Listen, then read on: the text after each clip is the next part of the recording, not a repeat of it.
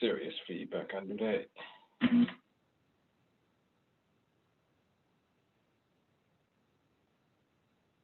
Yo, Harmony, what's up?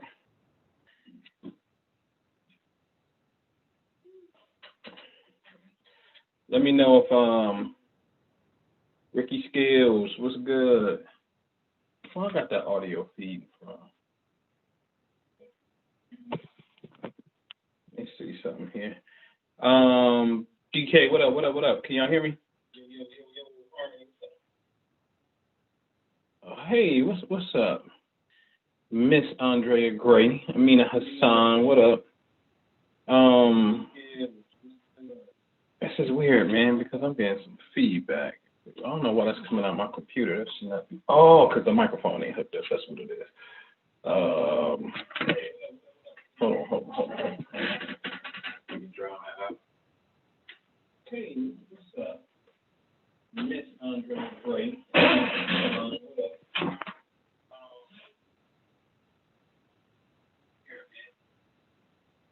Cool. All right, cool. That way I ain't gonna get no negative feedback. Let me see what's up. All right, what's up, man? You hear me? Ricky Skills, what up, man? What's good, man? What's happening? Man. My man Trump looking like he about to take a beating. I just saw the count 264 to 214. Joe Biden get, 6 more points? Technically, he up in there. You know? So even though close to call, counting stuff going crazy, I saw in District 5. What up, Tawana? I saw up in District 5 in Atlanta. Angela Stanton is like, yo, really? What you mean? The pipes burst in the ballot room. Like, come the freak on, right? So, you know, it's weird. It's crazy. I heard Detroit blocking the windows from allowing observers to see if the counts are getting right and stuff. So we knew it was potential chaos. Trump had filed lawsuits already. Michigan, Wisconsin, and other states as well. So we told you this was definitely going to court. And yesterday I went on and said it looked like the stars is more favorable for Biden, for sure. Trump got a lot of odds against him. However, he's a magician, and I can't count him out. But it looks like this is a Biden victory. If I had to choose one, based off what I see, I would have to be more in favor for Biden. But, you know, they say it's not over till the fat lady sings, so this is going to be interesting. Oh, yeah. It ain't over. It ain't over, and this thing may get into some form of legality as well, for sure. So it's going to be interesting to see how it pans out, man. I actually wanted to talk about a subject, though, real fast. What is ego? You know, there's a beautiful book in the Bible called the Book of Ecclesiastics. And in that book, Solomon, think of Solomon, don't know shit no more, okay? What good is money when you die? The people who inherited F it up. What good is all of these things, read all the books under the sun just to realize I don't know nothing? And it really talks about this journey of acquiring, and it's really a worthless journey. Now, you got to be real careful on how you interpret that, because it could stifle the desire to want to produce. It's more of a philosophical thing for me in reading it, because I most certainly have reached that particular point in my evolution where I was like, I don't know. I don't care. No, I don't know. Right? And what I mean by that, hopefully I can articulate it. When we talk about ego, for example, you may have the part of ego that's about, I want to do it first. You do something, I got to try to outshine you, right? The part of ego that's like, why in a community of men who grab microphones and speak to audiences that talk about the upliftment of Black people, why as a community of men can't come together and build physical institutions, whether it be storefronts, whether it be medicine stores, whether it be just various different physical brick and mortar things that society needs in order to make society run, but things that we could make the community or build something that can sustain a community. Is it the ego that says I can't share the platform or I don't like that particular message? You understand what I'm saying, Talib? So what up? You know what I mean? Then there's a part of ego that could be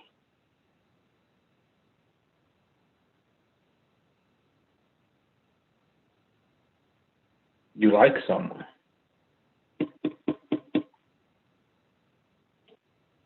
But you may be in a situation already, and it's not politically correct to like someone because you're in a situation. I heard a brother, young brother, I love this brother because he be on his shit, he be on his money. He's married. He made this statement. He said, you know, every day I got to wrestle with the thoughts of the temptation of another woman. And the way that I remind myself to stay focused is, and he wrote these reasons out, like, a side chick, A, is going to cost me too much money. B, it's going to ruin my family. C, that money I spent on her could have been put in the business. And he started coming up with all these reasons why what he called the side chick wasn't good for him. And I'm a student of philosophy, and I get it, right? But then I'm also like, well, shit, man.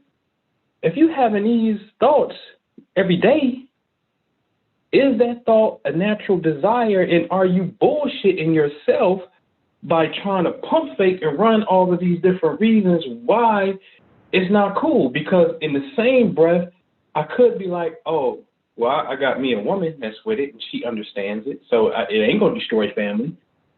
My side chick has to be special, so therefore she ain't really a side chick, and the money spent is actually going to help the overall collective of what we're doing, because this ain't no side thing. This whole thing is a whole thing, right? So just like he had all these different reasons, there could have been a lifestyle that adopts that. I'm just looking at it purely from the mind standpoint. This is just strictly from the mind. So is that ego that wants to suppress something? Because we're taught when you go through the schools of, especially Freemasonry, what makes you a Mason? To subdue my passion. And we're taught that your natural passion is lust, and lust is wrong. Lust is the devil, is part of the evil sins and things of that nature. And if you're not careful, your passions can get you in trouble. Rightfully so, I understand. But what about the part that creates the greatness?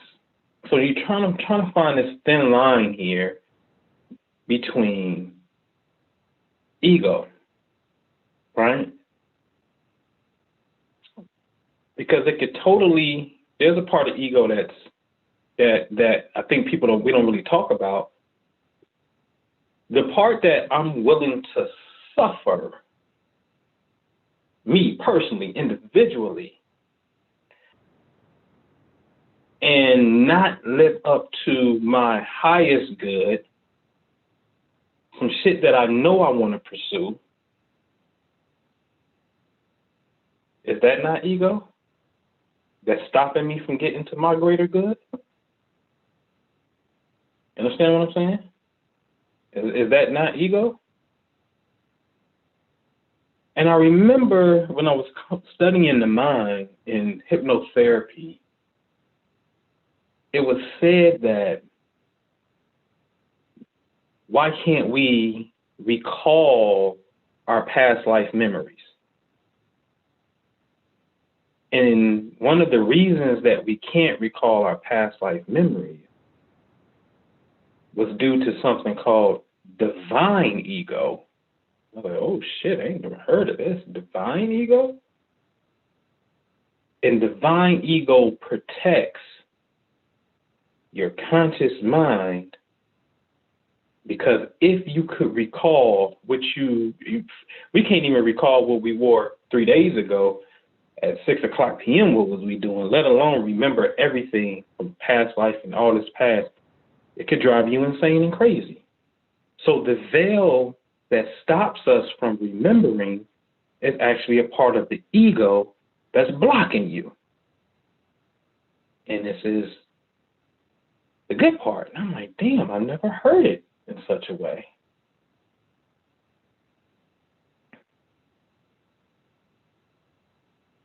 I am a student of behavior, mental responses, physical responses based off of mental perception and processing. And it's like the blanket term emotional.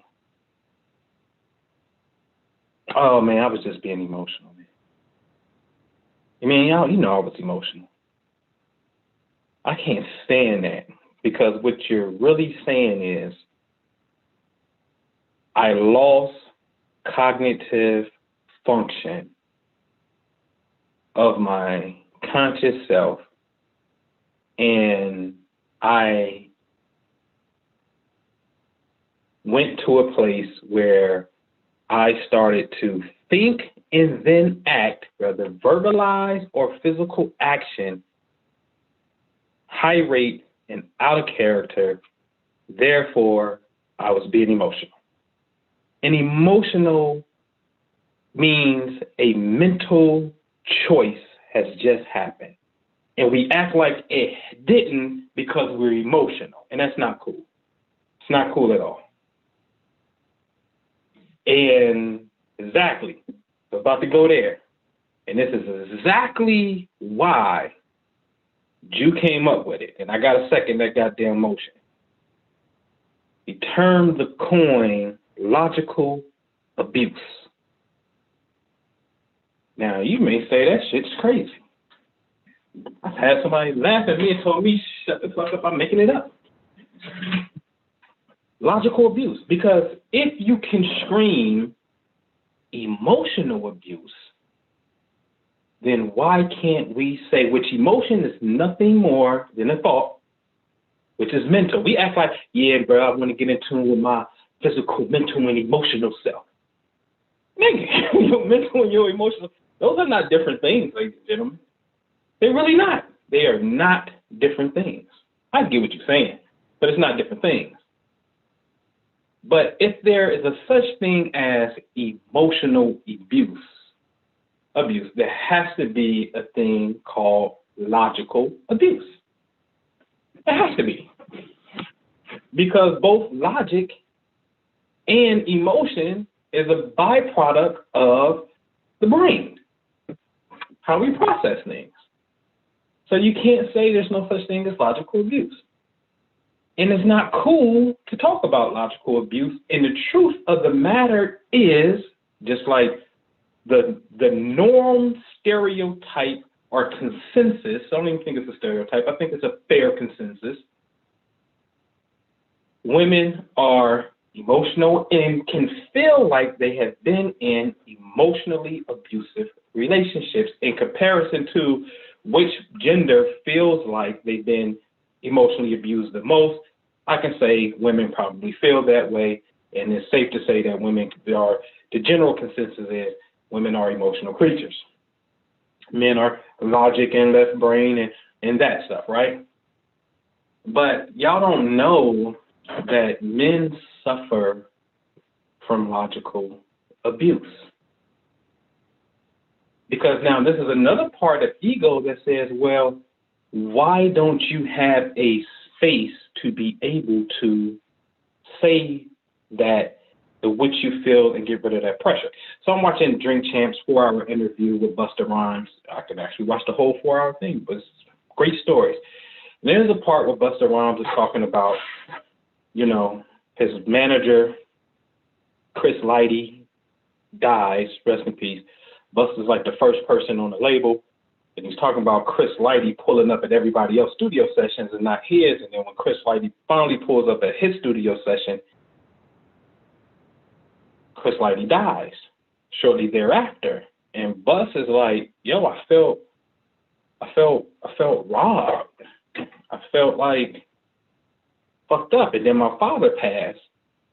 And the two men who I trust the most and confide in the most, they're gone. And now I have to confide in people who I don't have that same level of trust in.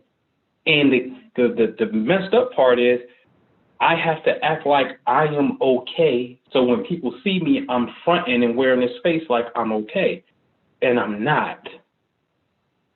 And I said, damn.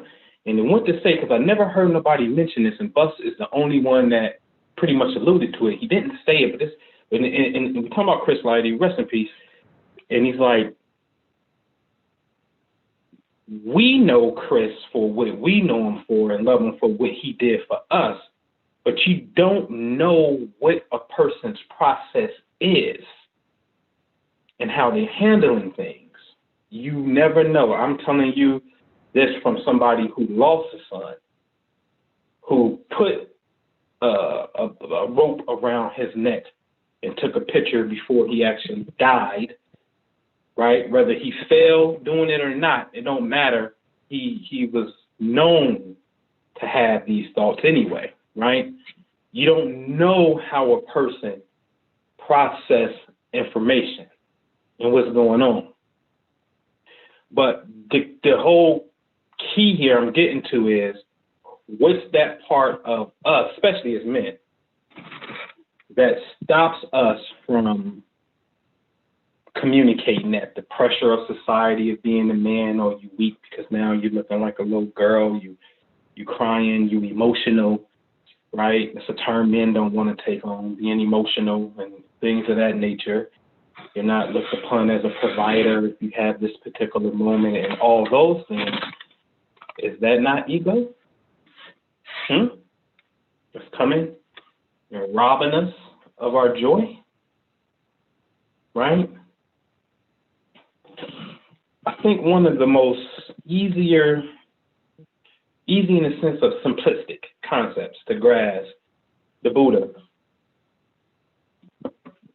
Eat, drink, be merry, be happy.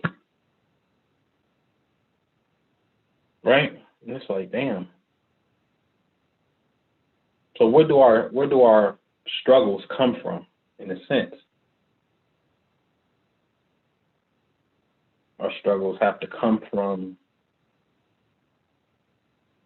there's a desire, and this is why the Buddhist boys try to burn out desire. The moment that you have desire, you in trouble. That's their philosophy. And it's true. It works for them, and I can totally get it. But also, desire is rocket fuel that can help you get to your goal and accomplish things. See, this is what I'm saying about, you have to find your philosophy, your medicine that suits you. Northern style Kung Fu in China is not the same as Southern Kung Fu. It's not the same technique. So when they're telling you, I was in a martial art class and dude was looking at my stance instructor, and he's like, this is not Shotokan. Because he looked at my stance as a Japanese form of fighting. So it's wrong to him, but if I was in Shotokan class, it'd be right. You understand what I'm saying? So we have to find what really works for us. I mean, really wholeheartedly works for us. And then you have to totally turn off conflicting information, because it's going to create a problem. Don't create a problem, serious problem. And then that puts me right back into ego.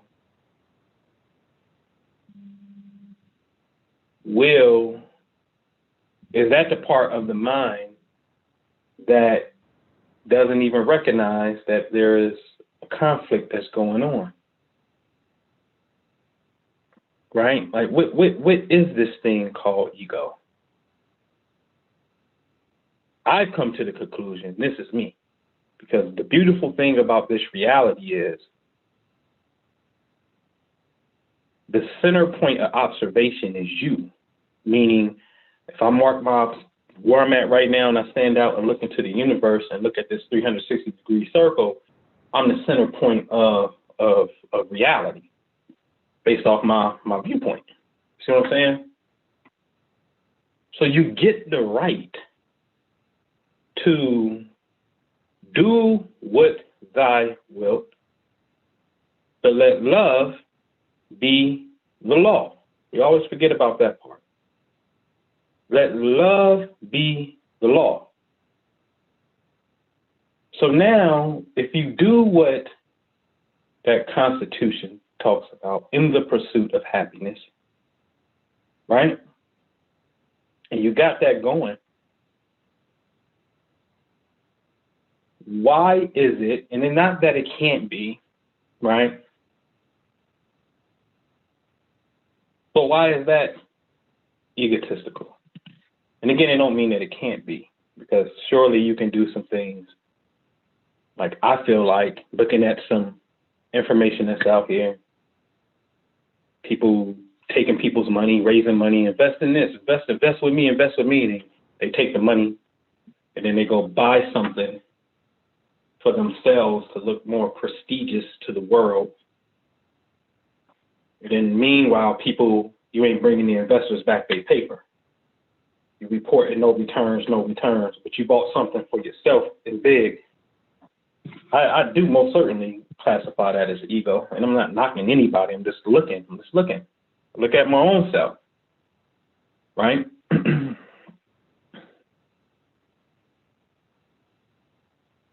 So what is this thing where we stop ourselves from going to the threshold?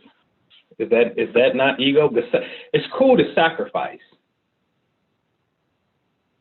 right? It's cool to sacrifice. It's cool to suffer. But the suffering was just not cool.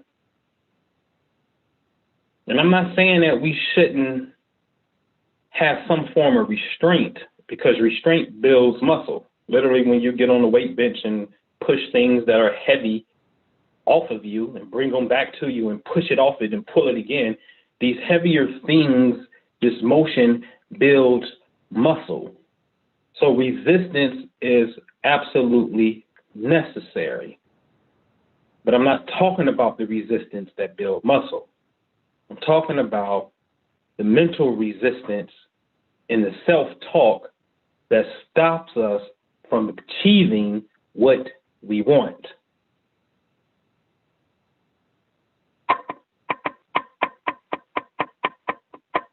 Today I had my son pull up on me.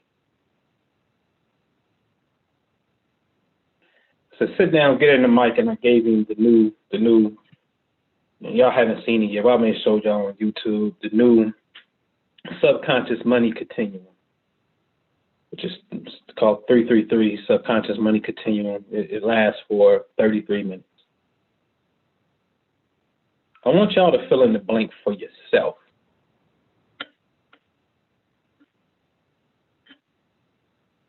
Because you're going to see how your mind works. Some of you may get it, be clear. Some of you may have to, figure it out. And that's fine, because you got to dig and figure it out. I am so happy and grateful now that I receive money from blank, fill that in, on a continuous basis. I am so happy and grateful now that I receive money from on a continuous basis. I am so happy and grateful now that I receive money from on a continuous basis. I am so happy and grateful now that I receive money from on a continuous basis.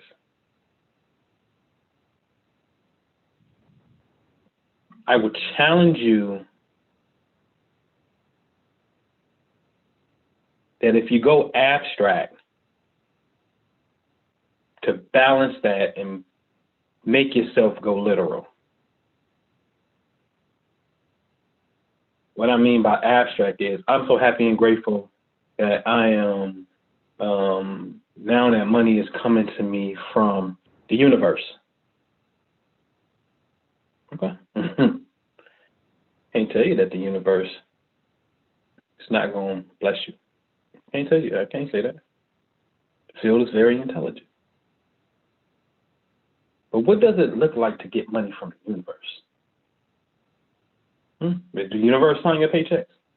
When your bills get paid, is it the universe that's on it? And again, we are masters at show and proving. Showing and proving, system is, we got too many testimonials.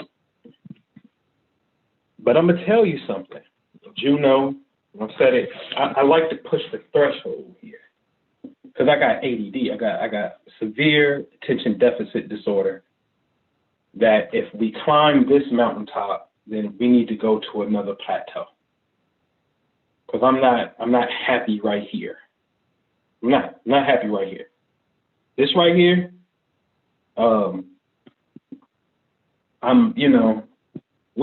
checks been popping up since 2013 when we first started this. I can go all the way back to the old records and pull up testimonial after testimonial when I created Gratitude to Success, 28 days. It started then, 2013. It's going on what now? That's 8 years now? Go pull up 8 years worth of testimonials. Money come in, right? So I'm always thinking like, how can we turn that into a bigger manifestation? A bigger manifestation. Because that bill that come through for me and it says I don't owe them no money for $137.16 to be exact, and it says I don't owe them no money. You ever seen that bill? I can share my screen and show you. Weirdest shit in the world. I didn't pay them no money. They said I didn't pay them no money. On the bill it said payment received 0. That's what it said. Then it said negative $137.16. Balance due 0. It said I paid you 0, but I owe you 137. Then y'all minus the 137 and say I don't owe y'all nothing. How I don't owe you nothing when I never made a payment? That they clearly said I didn't make my payment. I can show you the bill. But is that enough to change my life? It's enough to inspire me. It's enough to inspire you. It should be. You should see when you get feedback like that, it should be you shouldn't be no doubt in your mind. It shouldn't be that story Jew tells of who is that? Thomas and them and them disciples. Jesus feed the fish and he makes, he feeds the people and, all these people ate off of very little sustenance, off of very little food. And then the very next day, they talking about hey man, these people hungry. How we gonna feed them? Like you didn't see the goddamn miracle yesterday? You didn't see that the impossible became possible? yesterday, and you right back doubting this shit again? Understand what I'm saying? So when you get feedback from the matrix, feedback from the universe, feedback from your own thought signal that becomes manifest now, that's enough for you to know that your goddamn thoughts and vibration is really real. Right? So I think we've all been there and had a meaningful coincidence in our life to know that what I think becomes reality. Now, how do we get to a bigger bag of manifestation that changes our life? That becomes the question. That becomes the question. Because I'm not impressed, man.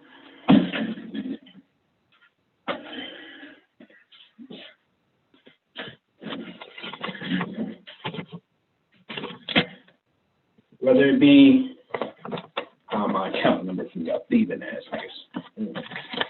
All right. But whether it be, y'all can't see, because I can't see myself on it.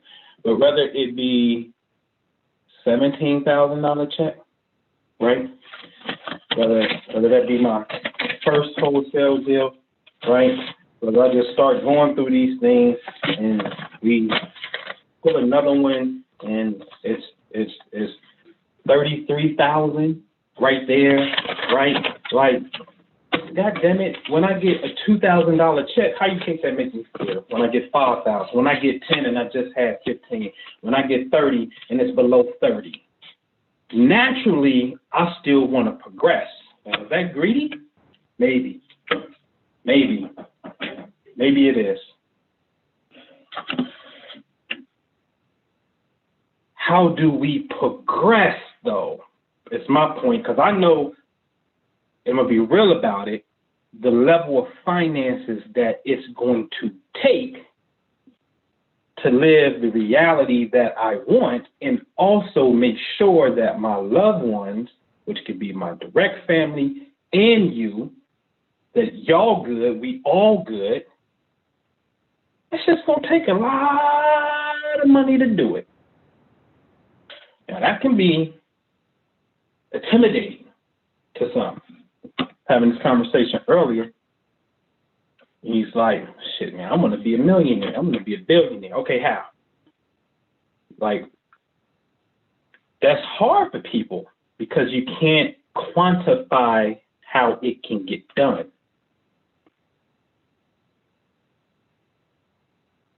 There's power in group resonance, man.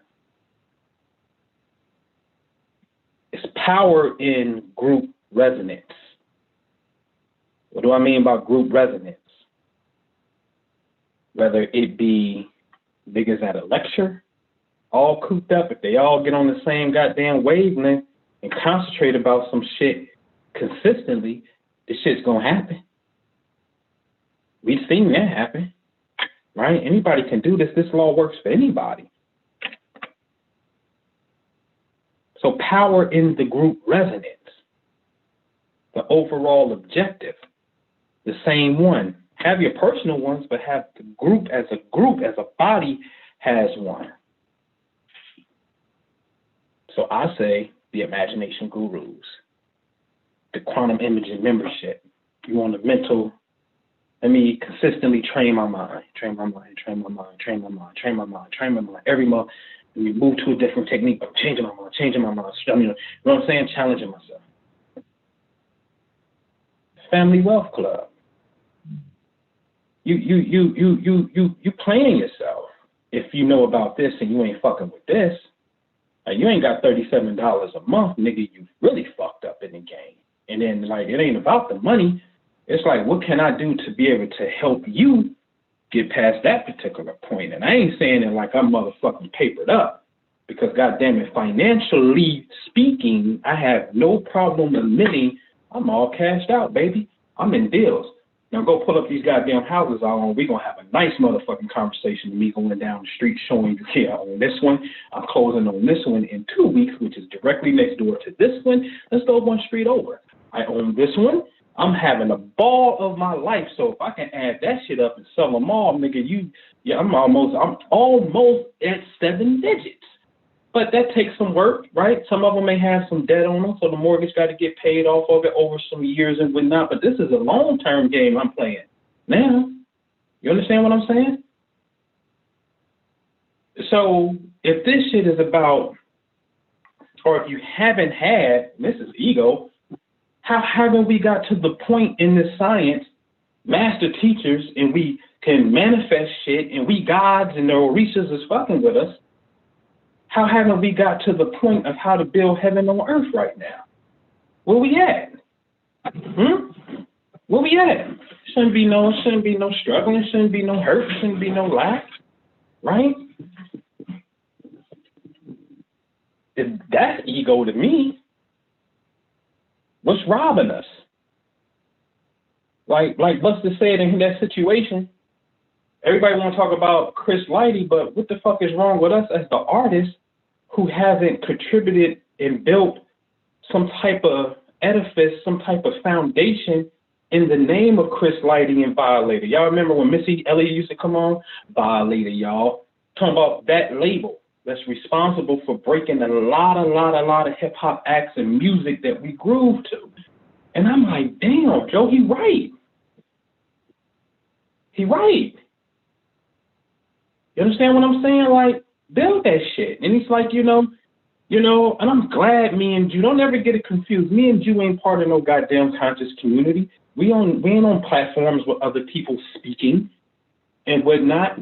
Especially Jew, he never was. Never, ever was. He never was a guest speaker in these particular pockets and shit. Now, he may have been on some YouTube shows and shit, but being with people and okay, it's your turn to go, brother. And no. Niggas ain't a part of that. I was in that shit early and got the fuck up out of that the moment that I fucking realized real quickly that niggas is broke and niggas ain't building nothing. And then the ones that get money, they take it from you and don't give it back to you, and they didn't give you what they said they was going to give you in exchange for the money. So I said, nah, that ain't how, that's not right. So then go do something that's right. Let's go talk about it, go do something that's right. Right? So we went to go do something that's right. Right? There's people in this chat room right now that been, since 2012, easy, been putting their money in a love fund. Real simple concept that we have. This ain't no susu and get rich shit. This is just a basic common sense right that was spawned off of a brother calling me and Jew, called me. I called Jew because he was down and out at that particular time in his life where he needed money to pay his rent. And he calling me and Jew, and we ain't on no real estate shit. It wasn't no manifestation talk back then. Jew ain't even have a website back then when that call came. Right? Like, it wasn't on that. You know what I'm saying? But it was something about us that he felt like I can call and ask them brothers to help me out. Think about this shit. Like, you ain't got the rent. You possibly about to be facing some type of eviction and your family get put out, and you got to figure out who the fuck can you call. And we get the phone call? That's honorable to me. Like, damn, that's pretty dope. So Juice says, man, won't we just come up with something that's basic? Sort of like a insurance fund in a sense. $13 a month. Just 13. So in a year, whatever 13 times 12 is, that's how much you contribute in a year. And then on a year's time, you get that back. It's not about making money. It's about a love gesture of positive energy and helping someone that just may be in need. So $13 may come in. You may have 30 members this month, whatever that math is, and 4 people get it. Divided by 4, here go a little payout. And you may be like, shit, I've been in here a year, I'm just not getting my money back. Yeah, you're just not getting your money back. You may not even get your money back, and it may be less, because what if the membership shrinks? This ain't dependent upon you have to go get somebody and 2 other people got to sign up and you get the money. We ain't doing that shit. I don't knock that, because I know people who got paid from it. I'm not knocking it. I'm just saying we're dealing with something else here on the frequency of love and just being able to say, $13 ain't going to kill me. That's in the pot. Right there. Right there. What I actually really should do is up it up at Annie and say, you know, bump the little payout. Let that shit start stacking up and stacking up, stacking up, stacking up, stacking up, stacking up, stacking up. And then if you did it, then say, hey guys, what do you want to do with it?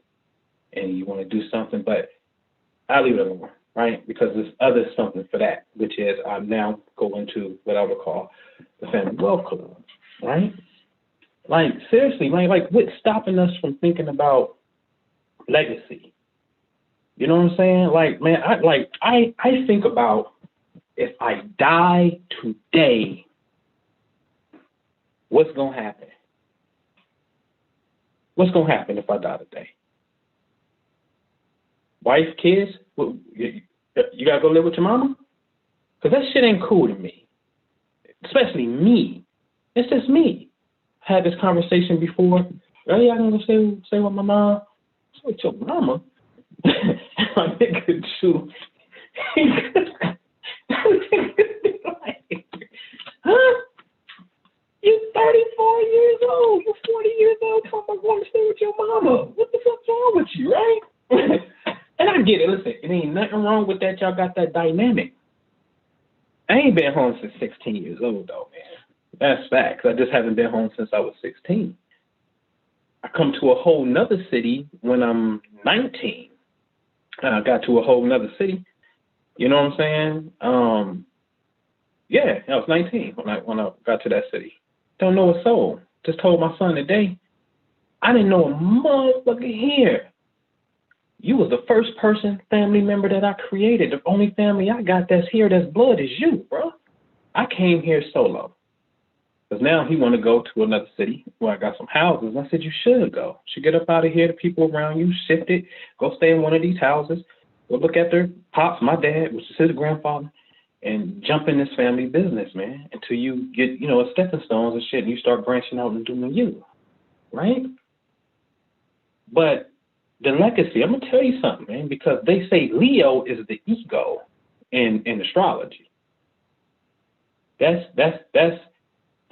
and that planet that rules it is the sun, and everybody got a sun sign, so the Leo is you. Everybody in this case is Leo because, again, the sun is the celestial body that rules Leo, meaning when it's Leo season, the sun energy is at its best. And think about it, it's the summertime, dead in the middle of the summer. This is Leo season. So the sun is, the key word for the sun is ego. No matter if you're Taurus, Scorpio, whatever. Every human being has ego, right?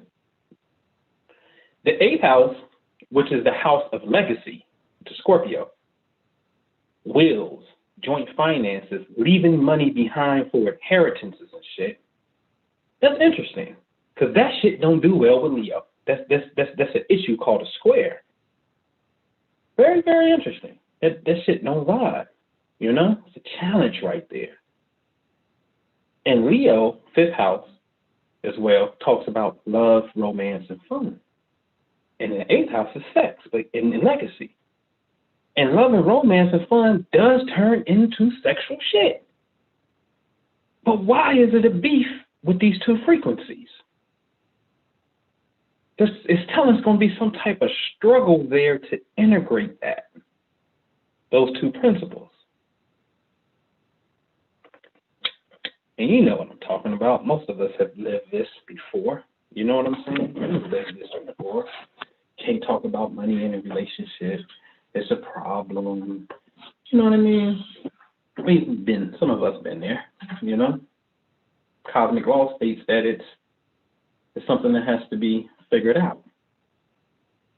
So how do you figure it out?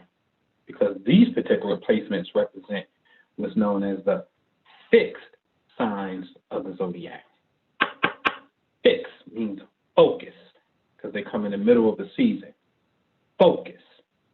Oh, the beautiful thing about a square, I always say it, look in the corner of the room right now. A square corner always meets the northwest wall meets the north-south wall meets your east-west wall.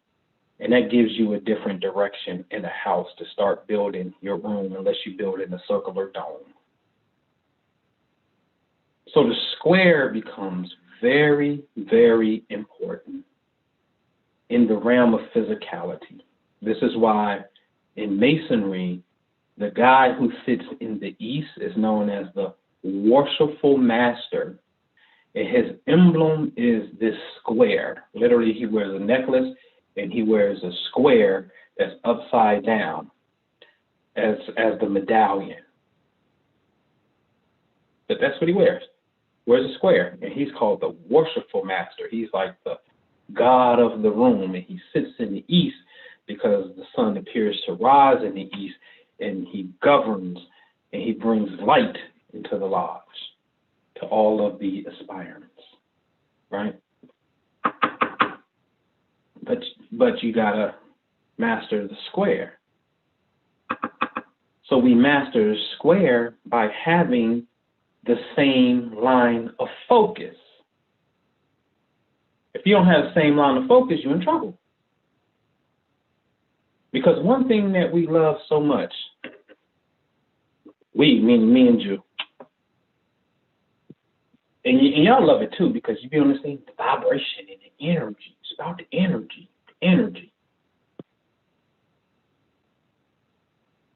Waves are only going to do two things. Either we're riding in the same direction and we become a bigger wave. So a wave plus a wave that's going in the same direction creates a tidal wave. 1 + 1 = 2. Or we're going in opposite direction. So your 10-foot wave coming to shore and my 10-foot wave going out to shore is going to cancel each other out to 0. Or your 10-foot wave coming to shore, my 8-foot wave going away from shore just reduced your 10-foot wave down to a 2-foot wave that's still coming to shore. I'm taking away from you. Now, you better understand something and understand it clearly. All interactions produce some type of exchange. There can be a neutral exchange where nothing was taken away, nothing was given energetically. Then there's an exchange where we get life from it and we feel inspired and it's a plus, right? Or there's a negative exchange where a motherfucker take your energy and you feel like, I gotta cuss this motherfucker out.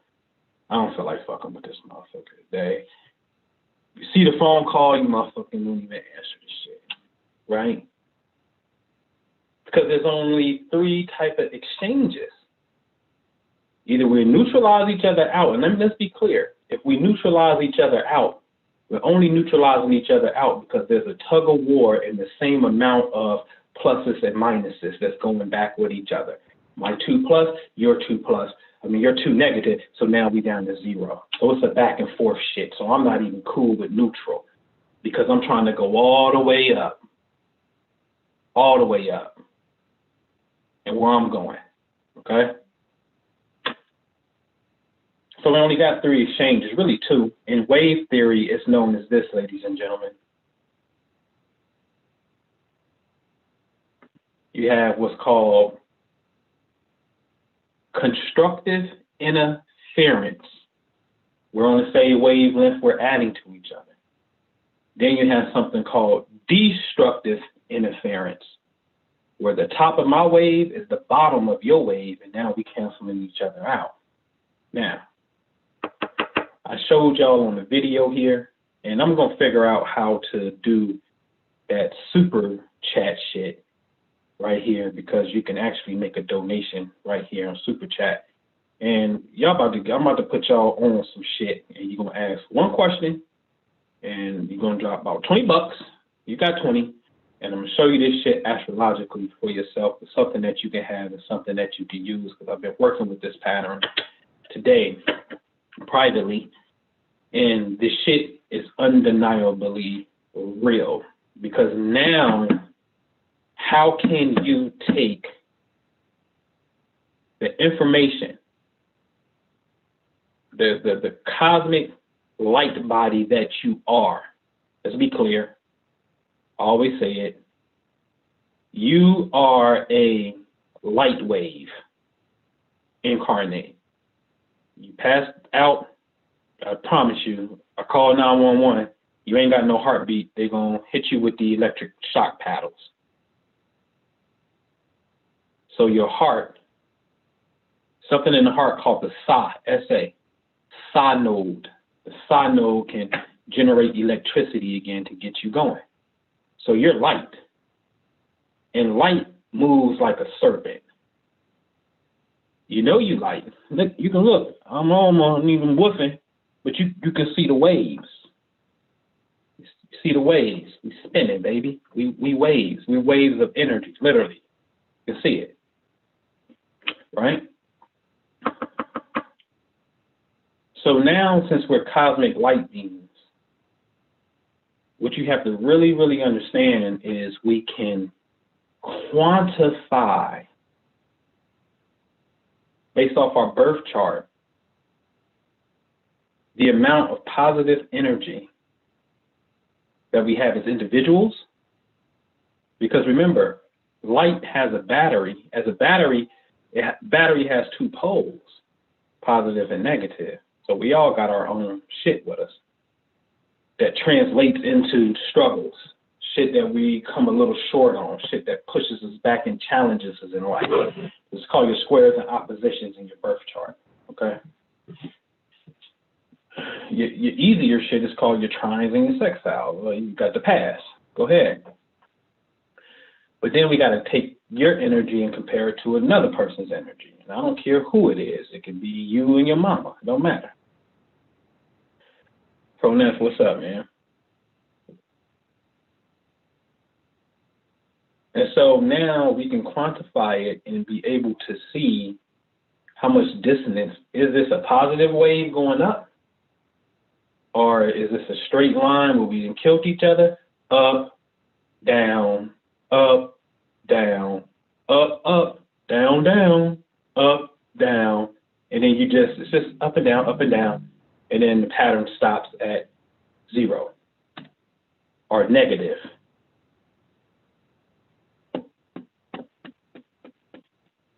Right? Or negative. Once we can get in harmony and unison and know what we got, and we can get focused, then we can come to the collective consciousness, the collective, right? We can come to the collective and say, man, what is the goal so we can get into some goddamn bigger manifestation? How are we going to do that shit? But you got to get you right first. What do you want for you? Are you even clear what you want for you? Because if you ain't clear what you want for you, I don't even know if I need you around me. Right? And I'm not saying that to be arrogant or hurtful. I'm saying, man, that once you get around the people that are where you want to go and want to be, the law of proximity, there is no confusion. There's absolutely no confusion on what your mission is and what you want. Everybody's in the room. This is what I love about going to the real estate meetup group. You know what I love about the real estate meetup group? Everybody in this motherfucker is here to invest in money. Invest their money in real estate. So to be able to go up to anybody and say, hey, man, what kind of deals do you do? Would you happen to do you know any private lenders? Do you use private lenders? You can, this whole room, I can pull this whole goddamn room and don't have to be shy and say, who got the fucking money? Who got it? Everybody here is on real estate. Everybody's here thinking the same shit, man. It's specific. It's very specific. It's not so specific when we say, oh, come to a law of attraction class, because everybody got their own individual shit, and then the class is not focused on producing this one thing. It's giving you the tools to help you get to your individual goal, which is cool. I'm talking about what can we do as the collective, man. The collective, as it pertains to success and how it can trickle back down to help family when you're no longer in the picture. Because I promise you this, we all going to leave this planet in this form. We ain't going to stay in this particular form. You may come back in similar, but you're going to leave this goddamn body. I promise you that. I don't care if you Master Farah Muhammad, you're going to disappear. I know that. You will not be staying here forever. Not in this one form. No, it's not happening. And meanwhile, we got, for those of us that have children, grandchildren, some of y'all haven't made it to the point of being grandmom and granddad yet. You haven't made it that far yet, right? And that's cool. So, I have. I'm Paw now, nigga. I got Paw swag now, nigga. yeah, start respecting me. I'm changing my name, nigga. I'm Paw now, nigga. I'm Paw swag, all right? But this gets real now, because it's like, shit. What? To hold a grandkid? It's like, yo, this is crazy. All right. I got to get going, right? So I want to see us be able to manifest more, man. Stay on your gas pedal. Keep on manifesting and know that your thoughts are real and bringing these things in and shit, right? And we can create something. Trust me, we always working on some things. You know what I'm saying? My soapbox as of right now, 100% has been real estate, because guys, ladies and gents, it's real. It's tangible. You can touch it. You can see it. You can feel it. You can own it, and then it can be transferred to the next generation. And to put the next generation up on game, like I told my son today, like, bro, go live rent free, man. You ain't gotta worry about that, but you gotta put that work in, and I need you to, get out in the field. But he's that YouTube generation that, they get paid. Get a twist, they get super duper paid. Yeah, I mean, nice big ass houses, a lot of cars and shit. Once they get that 500,000 viewership and shit, they be getting a grip. If that's your thing, you want to talk about, cars and shit, do your thing, bro. Do it. Let me help you and help me, so I help me help you. Let's help each other. So they go to house rent free. You just gotta do your little Uber Eats on the side and, take care of your little food, take care of the little utilities and shit, but you ain't gotta worry about rent. And now use the garage that we got to start putting your thing back there. Your whips back there, and start doing your documentaries and shit back there and start. You know what I mean? It's a start. So I always say with y'all, man, and I'm not telling y'all to learn it. You're busy. I understand. You don't have to learn how to do it. For those of you who want to learn how to do it, then hell yeah, get off your ass and learn how to do it. Learn how to do it. This shit is, I'm telling you, man, this little bit, and this ain't shit, man. I collect my checks, man. I do. These little winky dink ain't winky. I'm thankful for them. You know what I'm saying? But come on, man. That's just the start. That's just the start. It's easy. But if you're more of like, yo, how can I do it, and just kind of be passive in a sense, you know what I mean? And that's conversations we need to be had. I'm aiming for April the 11th, I think it is. April the 11th. I'm calling that, and it's not every April the 11th. It's a couple days after the new moon in Taurus, that we're going to do Family Wealth Creation Day. Like for us in the Family Wealth Club, everybody in the Quantum Imaging members, like everybody, even if you ain't in these memberships, though, you need to really be, well, if you ain't in the membership, I don't know if I'm, because something's off. That something's starting to come off. I got to really start calling it for what it is. You know what I'm saying? There's certain people that's just guest ambassadors that, Ricky Skills, you family, so you good. Like, I know, Ricky, like, okay, you straight. You ain't got to be a paying active member. You straight. You know what I'm saying? Daniel Redbird, like, he called me like, oh, I think I remember you. You're fat. You good. You know what I mean? But my point is, we have to have an annual day every year that all year long we stacked our money. We got something that we save, and every year we're coming together. And guess what? This table may be, I'm about to put money and buy a building in Chicago, and that's gonna be the church for Minister Jew. So I'm getting that nigga a church. Maybe a storefront for starters, but I'm getting that nigga a church so he can go do his goddamn gospel and do his thing. He deserved that. I believe in that. I should have did that shit before I put $30,000 with somebody else and another $30,000 with somebody else and lost my money. You know what I'm saying? I'm 60 bands. I could have easily went and bought a building. Go ahead, bro. You know what I'm saying? But truth, he wasn't ready in the sense of, I'm getting me a physical building. That's my top priority and objective. You know what I'm saying? These things take time to develop. You know what I'm saying?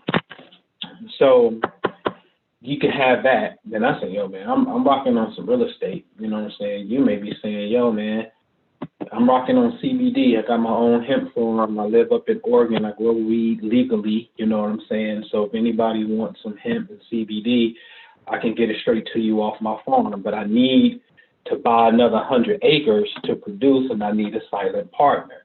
These need to be silent, quiet. I'm gonna share my screen because I'm gonna show you what these white folks do. Okay. Share my screen real fast. I'll show you what they do. All right. Oh, I'm just trying to rob my man Trump, man. You don't hurt my feelings, man. So it's called a single family office. What's my man's name? Richard Wilson. Okay. It's called a family office. Okay.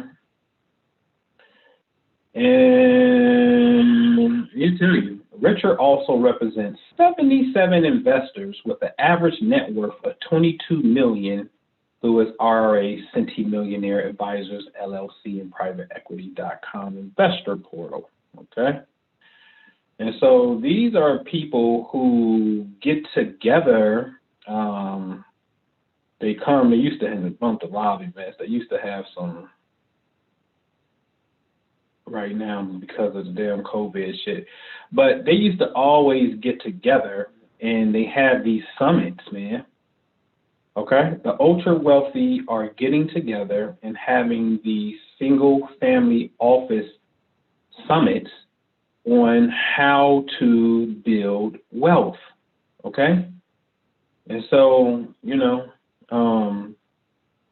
every year we need to get together.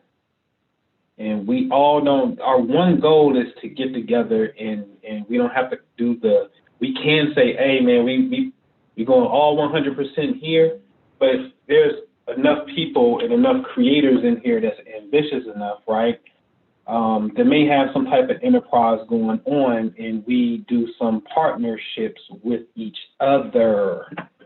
You feel me? We do some partnerships with each other. And so COVID lets up right now. I'm telling you, put that shit on your calendar. I got it at 4/11. What is 4/11? 4/11, let me see. 4/11 is a Sunday. Right. Okay. So 4/11 is a Sunday. So we talking about that weekend, April 9th weekend. Don't know where yet simply because of this whole COVID shit. You know what I mean? But it's probably going to be in Chicago. You know what I mean? Flights into Chicago is hella cheap. You know what I'm saying? If you're in the South, you can go to Atlanta or Charlotte and get to the shop for the low, especially right now. You know what I'm saying? But it's probably going to be in the shop. Put it somewhere in the Midwest simply because what I'm also doing, like I'm on my real estate shit. So I don't only just want to have a summit. Those of you that fuck with real estate, let's go out in the field and let's go look at some stuff in live, in real life. You know what I'm saying? And bust out my app, which I got this app from PropStream, which, by the way, if you're interested in signing up for PropStream real estate, let me know, because I have a link for you, an affiliate link where you would pay less than what I'm paying. I pay $99 a month. They're gonna give it to you for $97. Okay, but I got us a link so you can get hooked up and whatnot. But I'm also wanting to do a field day, a field trip where we're gonna go out and look at some deals in real time and, you know, work our hand and do our thing. The magic of community and the magic of synastry that comes together, you know what I'm saying, is an invisible force that's dope, that deals with the collective conscious, you know what I'm saying? So for us to do bigger things, we have to start thinking bigger. That's all. So you get the $500 check, the $137 bill paid and shit, like, okay. Next, like, okay, I can't even pay my rent with none of that shit. You know what I'm saying? But I'm thankful for sure. My point is, I'm looking for the evolution. What is it going to take to really shake it open? You know what I'm saying? And what it takes to shake it open is two things: a big enough goal that's physical to go with your big ass manifesting, vibrating thoughts. That's what it is. That's what it is. Okay? So will a loaf of bread fall out the sky? Yeah, it's been known to happen, and I believe him. Dr. Joe Dispenza shared it with me. I believe him 1,000%. Can you do it at will every day, nigga? Make a loaf of bread fall out right now. Go. I doubt it. I seriously doubt it. Can you win the lottery? Yeah, sure. So somebody who won it multiple times. You try it multiple times and do it. Right?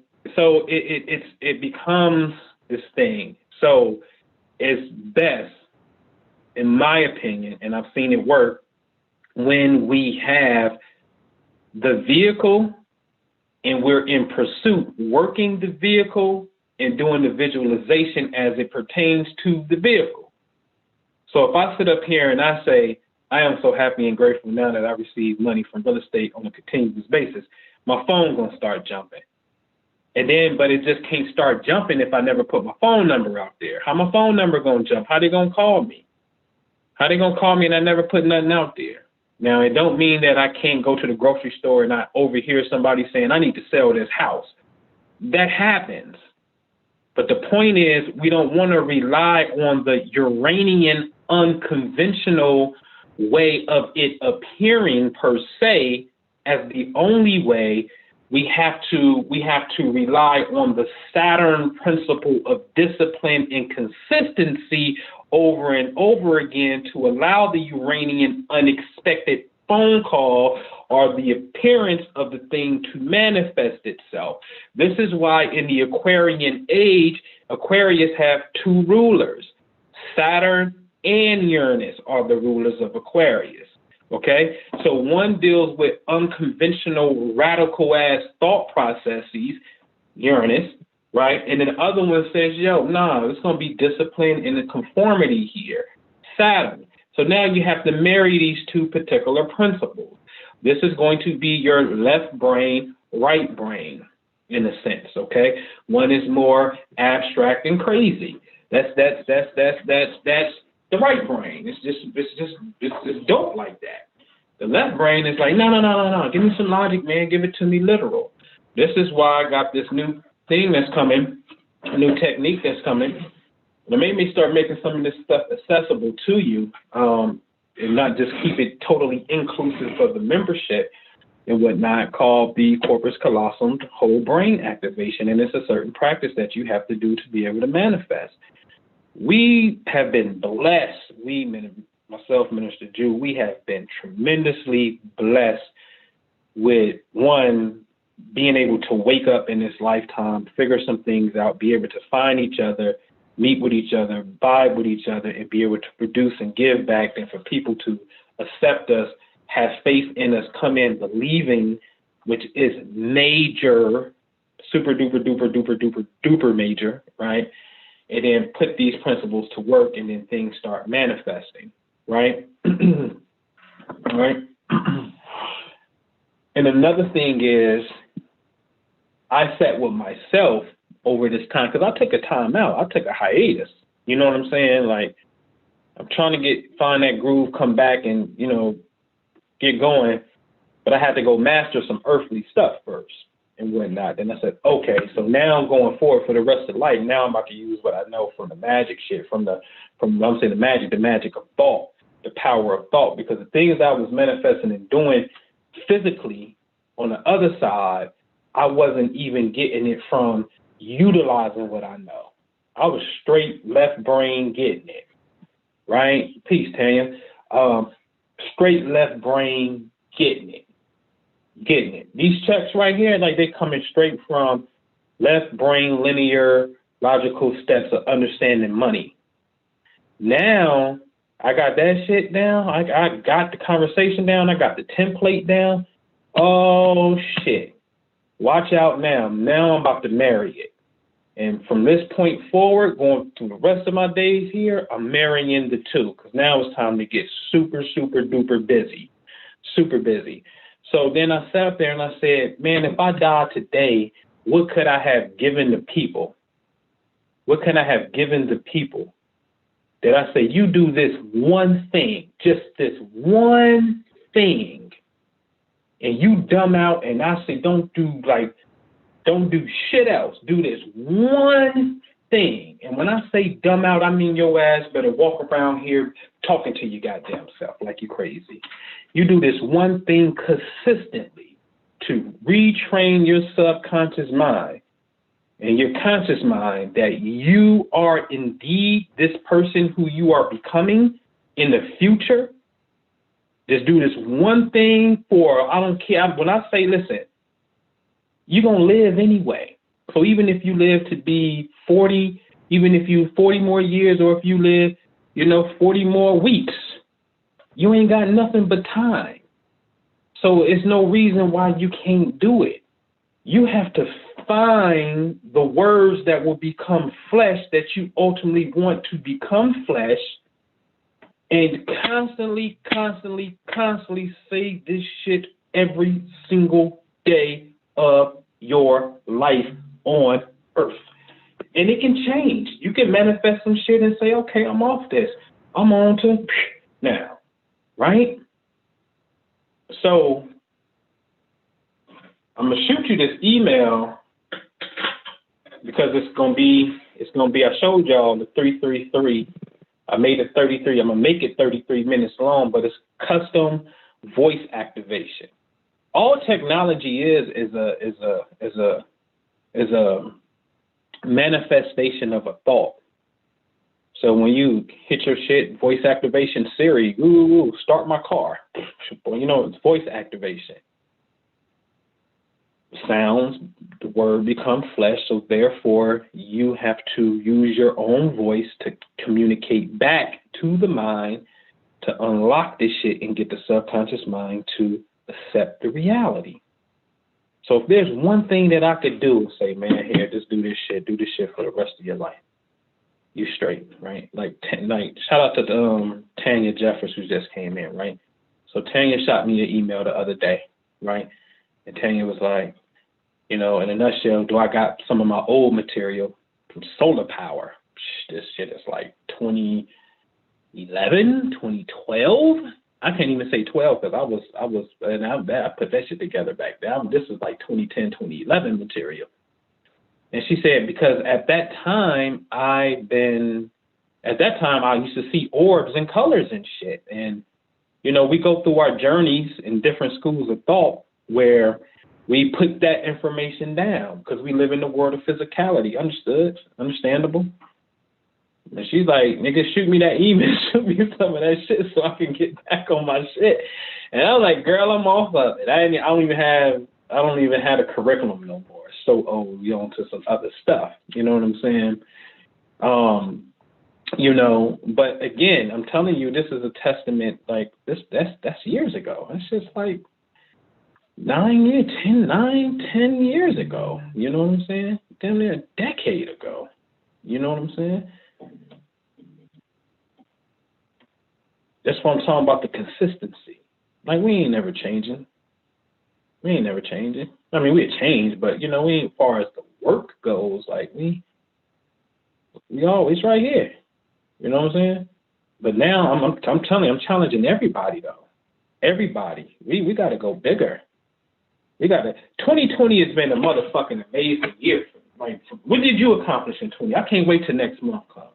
Because I'm busting people's ass in the Family Wealth Club. I ain't gonna lie. I can't wait. And my motherfuckers probably ain't gonna even show up. What have you produced this year? Because you started off with a goal. Did you get it? I didn't get my financial goal. I didn't get it. I can admit I didn't get it. But boy, oh boy, did I supersede my real estate holdings up? Shit. I was way superseded that. That's bananas too. It's blowing my mind right now. For real. You know what I'm saying? For real. So this has been an amazing year. And I didn't do it off of the blood, sweat, and tears of, you know, the community. I really about to say robbing the community is what I really want to say, because people out here robbing motherfuckers, man. I don't like it. You know what I mean? And I didn't do it off that. You know what I mean? These were all me disciplining myself and learning how to figure this shit out. I told y'all 20. I told y'all 20. Late. It was December 2016 that Rick Ross shit came out. It's time to buy back the block. I'm about to buy back the hood. I'm like, what? I'm fired up off this shit, because that's how I'm feeling. I'm about to turn 40 in February. Nigga, half my life over. I'm about to die, nigga. That's how I feel. You're like, yeah, you don't feel. If you don't feel that, I mean, you just don't feel it. You ain't got there yet. There's something called a midlife crisis. Ladies and gentlemen, you're looking at it. I'm just going to be honest with you.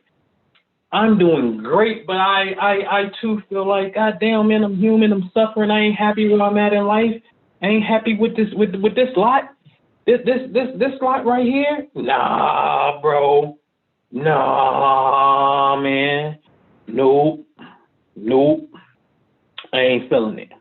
I ain't feeling it. You know what I'm saying? So it got to go deeper. You know what I'm saying? Got to go bigger. You know what I mean? So then that thing come on. Bam, bam, bam, bam. You know what I'm saying?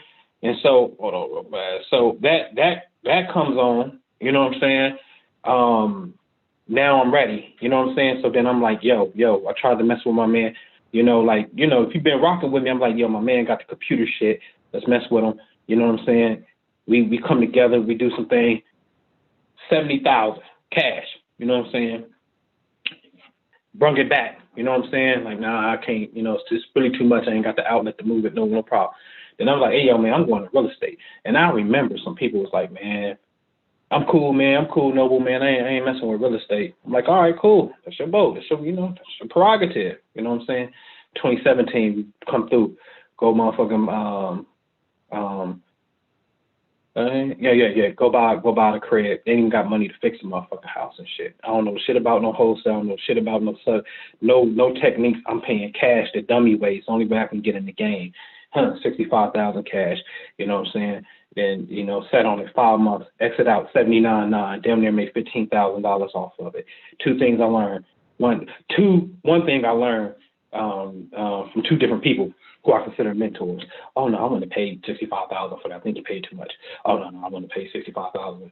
So if I would have listened to them first, good thing I listened to my gut first, I would have made $15,000.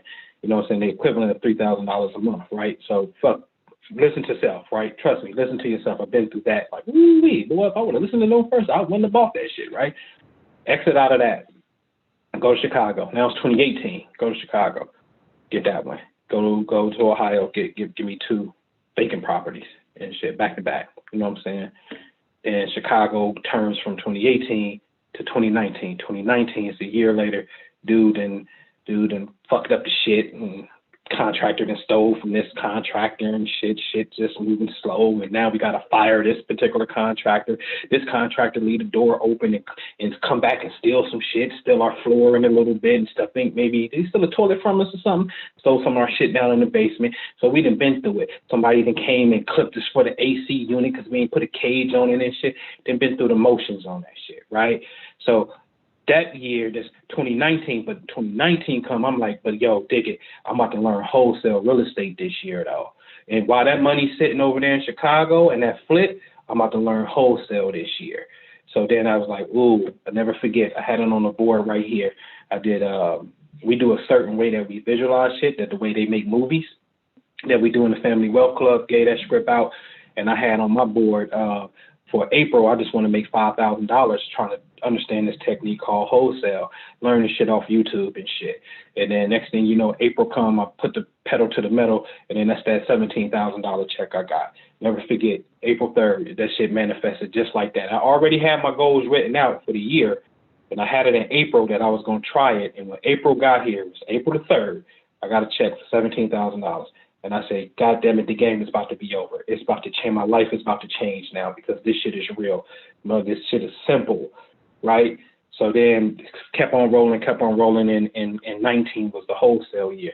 And then in 19, I did so well in wholesale, I ended up going to buy a property, a rental property, but I bought it and it was vacant. Y'all seen it, the ugly blue house that's now red. I call her Strawberry. That's her name now. And so then I'm like, I'm going to hold it for a minute, got it for the low, only paid $24,000 for it. Hold it, right? It's going to hold it and wait and shit. Fix it a little bit at a time, whatever the case may be and shit. Then 20 came, I said, I'm now about to go into rentals. I only had one that I physically held in rentals, right? So now got that one fixed. Then figured out a sub 2, a lady that has a mortgage that allowed me to take over her mortgage and make the payments. The rent is $1,300. The mortgage is only $702. So that $600 spread, I get to keep that. You understand what I'm saying? So instead of her selling her house because she couldn't, because she's upside down on her mortgage, what do that mean? She owes $100,000 to the bank. The house is only worth $85. The house is on the street sold for $85. Mind you, your cylinder is leaking, so I don't have to put a roof on this house. That's another $6,000 that I need to take off that $85,000. You see where I'm going? Now your value goes down, right? So you ain't got the money for this. So I'll tell you what, since you can't sell it the traditional way because you owe the bank $15,000. And nobody's going to give you current value for it because there's some things that need to be done. You've been smoking in this house. There's tar stains, other stuff that needs to be done. I give you $3,000. I help you move. Sign the house, sign it over to me, and we make it happen. It's called subject to existing finance, ladies and gentlemen. Okay? So now this allows you to get rental properties for the low. $3,000, she signs it over to me. $6,000 on the roof. A little bit more money there I got to put in repairs and shit. But that's where the wholesale money comes from, okay? So now we're on rental. So now I got that rental. So then I end up partnering on an 8-plex and got 2 units inside of that. So now they go 2 more doors, right? Then tax sale come, owe some taxes on it and shit. He about to lose it. $13,000 for a $50,000 to $55,000 house. Oh, there go another one. Then the lady called me. She wants to sell her portfolio. She wants to start with 3 houses. I'm a wholesaler. Nah, but I don't want to wholesale them. I actually want a cash flow. How can I work this out and get it? Right? Oh, the flip sale. Oh, now we can purchase these. Oh, give us that. Got that one. Oh, the owner, you got one. This one here, would you willing to do owner finance instead of me paying you $30,000 in cash? I give you $15,000 for it in cash, and then I pay you $250 a month for 60 months, which is $15,000. Notice that's 0 interest. Oh, yeah, that's no problem. I'll carry that. That's a good. Bam, got that one. Then more doors start opening up. Then my girl Cody's a beast, Scorpio. That's my magnetizer right there. I call her the vortex because she know how to get busy with happy energy and dance and fuck with this shit for real, and dance in that moment of happiness when this shit be clicking, right? Cody, let's make a move. Call it like, fuck that, nigga. I'm only getting 4% in my goddamn retirement. What can we do over here? 8. Let's double your retirement money up. Bet. Cool. Guess what? Check came today, nigga. Today. Right now. Check came today. What we doing? Buying a house immediately next door to the house that she already gets her retirement income off of. We're buying the house next door. Soon as title is ready. Soon as title is ready, we buying that goddamn house. And I'm telling you, bam, Dewan, what up, bro? You ain't call me back, man. What up, man? You the only one that feel my pain, man. But you know, so now, bam, they're going another rental. So shit just started. The rental portfolio was all this year from just having intense focus, and then later in the year start implementing the mental techniques to the shit using the cheat code. We got the cheat code. You, when I say we, that means you and I. We got the cheat code. The cheat code is belief, man. The robber of the cheat code is doubt. The robber of the cheat code is what I'm going to call the ego. The motherfucker that's going to come and rob us of this shit, man. We got many lives. I don't want to hear, oh, we only got one life. That's not true. We got many lives. But goddamn it, we got a severe amnesia problem that I cannot take the chance of coming back down here and reincarnating to have to figure this. You know how much shit you and I have been through to wake us up? The point of initiation in the Western Hemisphere is critical. It hurts. Because you got to go through, you don't have to, but majority of us go through the Detroit Red Malcolm X syndrome. You go to jail to become enlightened, right? You see it all the time. Jew got a homie, you know, smart motherfucker, you know, smart. I'll even fuck with you. Okay, Minister Jew. Okay, Minister Jew. Playing cards and shit, fucking with you. Quantum physics. But it was coming from a sincere place of genuine interest is what that really was. Boy, unfortunate events came. He had to go lay it down for a quick second. But that became a blessed moment because now this nigga is super duper enlightened and he started fucking with that Bible and started fucking with some of that Yogananda shit. And now the visions and the understanding of scripture and shit manifesting in his life is just unparalleled. And a lot of niggas got to go through that. Because, see, this is the thing about the cosmic law. The 12th house Neptune Pisces represents jail. On the negative side, that shit negative to me. On the positive side, that shit represents imagination and spirituality and psychic visions. So when you force a motherfucker into a cell to deal with his cellular self and you box him in, he has absolutely nothing to run to. They do, but for the most part, they have nothing to run to but now to deal with their higher right brain self and how to come out into the world and left brain integrate. You understand what I'm saying? So the law is always at work here. So in the Western Hemisphere, it's just dangerous for us not to take full advantage of the opportunities that we have, because the points of waking up down here don't come through. The West ain't the place where you get spiritual knowledge and you get knowledge of self as the main cultural norm. This ain't India where you grow up into spiritual families that's constantly doing some type of ritual or puja or ceremony, and it's the God of this and then the God of this, and you got this concept of God in the universe. That don't happen over here in the West. In the West, you go through fucking rape. You go through abuse. You go through domestic violence. You go to jail before you start questioning the experience. Your sons die, right? Me and Dewan, not to put this business out there, but our pain is the same. We have the same experience. You understand what I'm saying? Like you go through that kind of shit in the West to wake up, to question your greater purpose, to find it. And that shit's painful as hell. And it don't have to be that way. So the ego is the point that robs us from the joy and get us to settle for the mediocrity. You understand what I'm saying? And the suffering, just so what? You can come back and do this shit again and figure it and try to figure it out. I got a sister who was raped by my goddamn mama's boyfriend before. Just to figure what out? Just so they didn't even tell me that shit years and years later, because I would have retaliated a certain way, right? But now I got to live with that shit. You understand what I'm saying? And so this shit down here in the Western world, you can't play with this shit. Oh, you want to be Anpu, the god of the dead, nigga? Okay, we twin daughter die. Other twins here. Articulate that back to the world, nigga. Let's see. This shit ain't no joke down here like that, man. It is because it's funny once you get it. Me and you laugh at this shit all the time.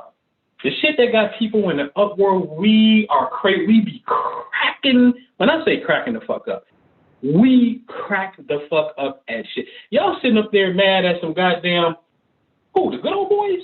The Proud Boys? Whatever they is, right? Oh, man. What do you say? Stand by, but stand down. Stand down, but stand by. That shit got you heated, and that shit is hilarious as hell to us in our world. Hilarious. You wouldn't get why it's hilarious. I know. You wouldn't get it. But I also would bet if you don't get it, you absolutely have no proof of where you have thought about something that was on a gangster side of your revolution ideology the thought has produced a result to say, my mere thought alone can fuck these boys up since you want to get on that. I bet you haven't. So that's for those people that want to look at what the fuck you mean? What are you talking about? Nigga, there's some other shit that I'm talking about that's really real like that. And I got a whole PowerPoint presentation that can lay that shit out. Okay? So I'm telling you, don't get it twisted. So it's funny to us in that particular light. You know what I'm saying? When we look at this shit on the grand scheme of things, like, oh, okay. So we can't play with it. You can't play with it. Now, when I say play with it, you can't rob yourself of it. Give me the motherfucking experience and give it. Now, I'm trying to tell you, I'm going down the motherfucking highway and some shit happening. I'm doing some shit that I wasn't supposed to. I guess I wasn't supposed to be doing it. Maybe I wasn't supposed to be doing it, right? And a rock hit the windshield. Bam! I said, now look at this shit. It's as if something see me. You think that made me stop? What I did, I started doing it harder. Just to see, okay, throw something bigger. Because see, here's the thing, man. Here's the thing. And this is about ego. How do you know that, say you doing something, right? And you kind of question it. You don't know if you should be doing this shit or you shouldn't be doing this shit. You don't know. You know what I'm saying? It's a little gray area for whatever reason. And then something hits your window. Pow! Like, I see you, nigga. Now, you may take that and say, yo, nigga, that's a sign I better chill. But how do you know that's not the fear that's coming back and reverberating back in your world that say, nah, nigga, don't chill. You need to push past that point because what you're doing and the initial reason why you're doing it is a good thing. And if you continue to do it, you're going to get to the motherfucking greater good to the shit. You're going to get to a bigger goal. How do you differentiate between those two particular realities? You see? So you can take it how you want to take it. It's just fine. It's your right to define that shit. It's your right to define it. It's your right. You got every right to define it. You know what I mean? But I'm just saying. What we think may be a sign to chill could be a sign from the fear factor that's telling you,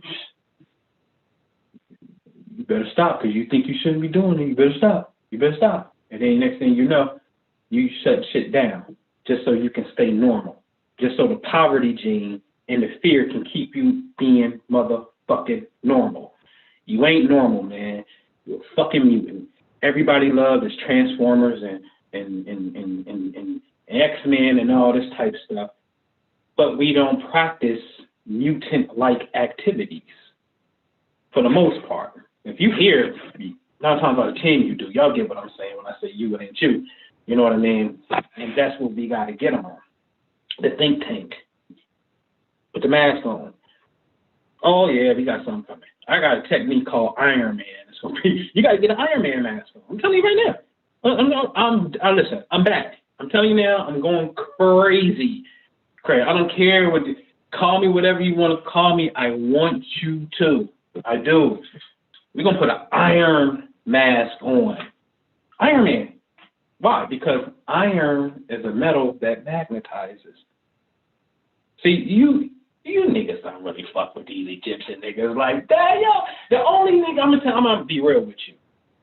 The only niggas that is on real African science is Minister Jew and Noble Anpu is on real African science.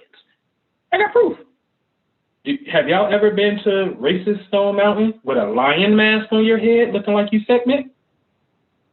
We have. Have you ever did a meditation and say focus on the Haru, the birds to come out, and then fucking birds came out? We have. Okay? Because see, when you start getting into that whole Egyptian thing, it was clearly talking about the personification, the mental aspect of something else. Don't look at the human, because wasn't nobody, well, some people did, but they was taking the heads off and replacing it with a mask to get you to understand a certain point of consciousness. How far are you really willing to go? Okay? So what we about to do, I'm telling you, Iron Man. That's Family Wealth Club shit, though. I ain't putting that in the public. Shit that we got is you want why people get the results that they get is because we discipline ourselves to keep the synergy, the energy within the group has to be of a certain resonance, man. But I'm challenging you. Don't stop doing what you're doing, because that's ego, man. Okay? That's a form of ego. But see, here's the thing, too. Shit is tricky.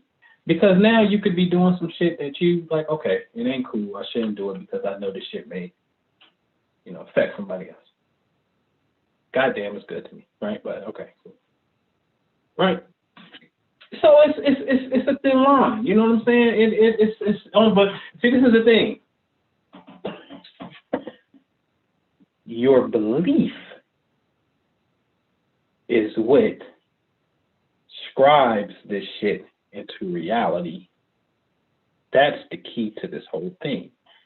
Whatever you believe, that's why you got to go back to the science.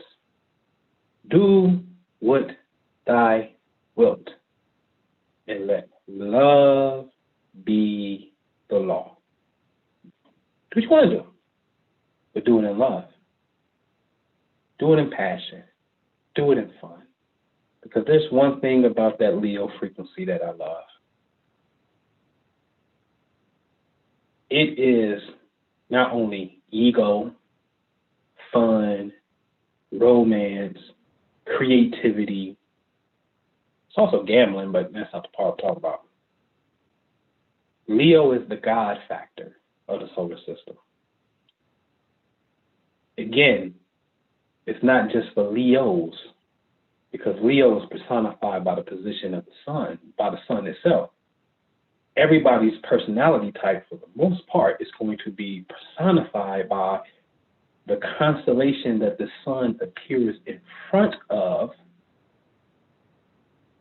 at the time of their birth.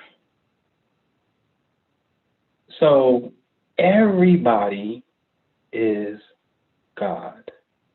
But the scripture tells you that. Do you not know that ye are gods? There's a scripture that I really like.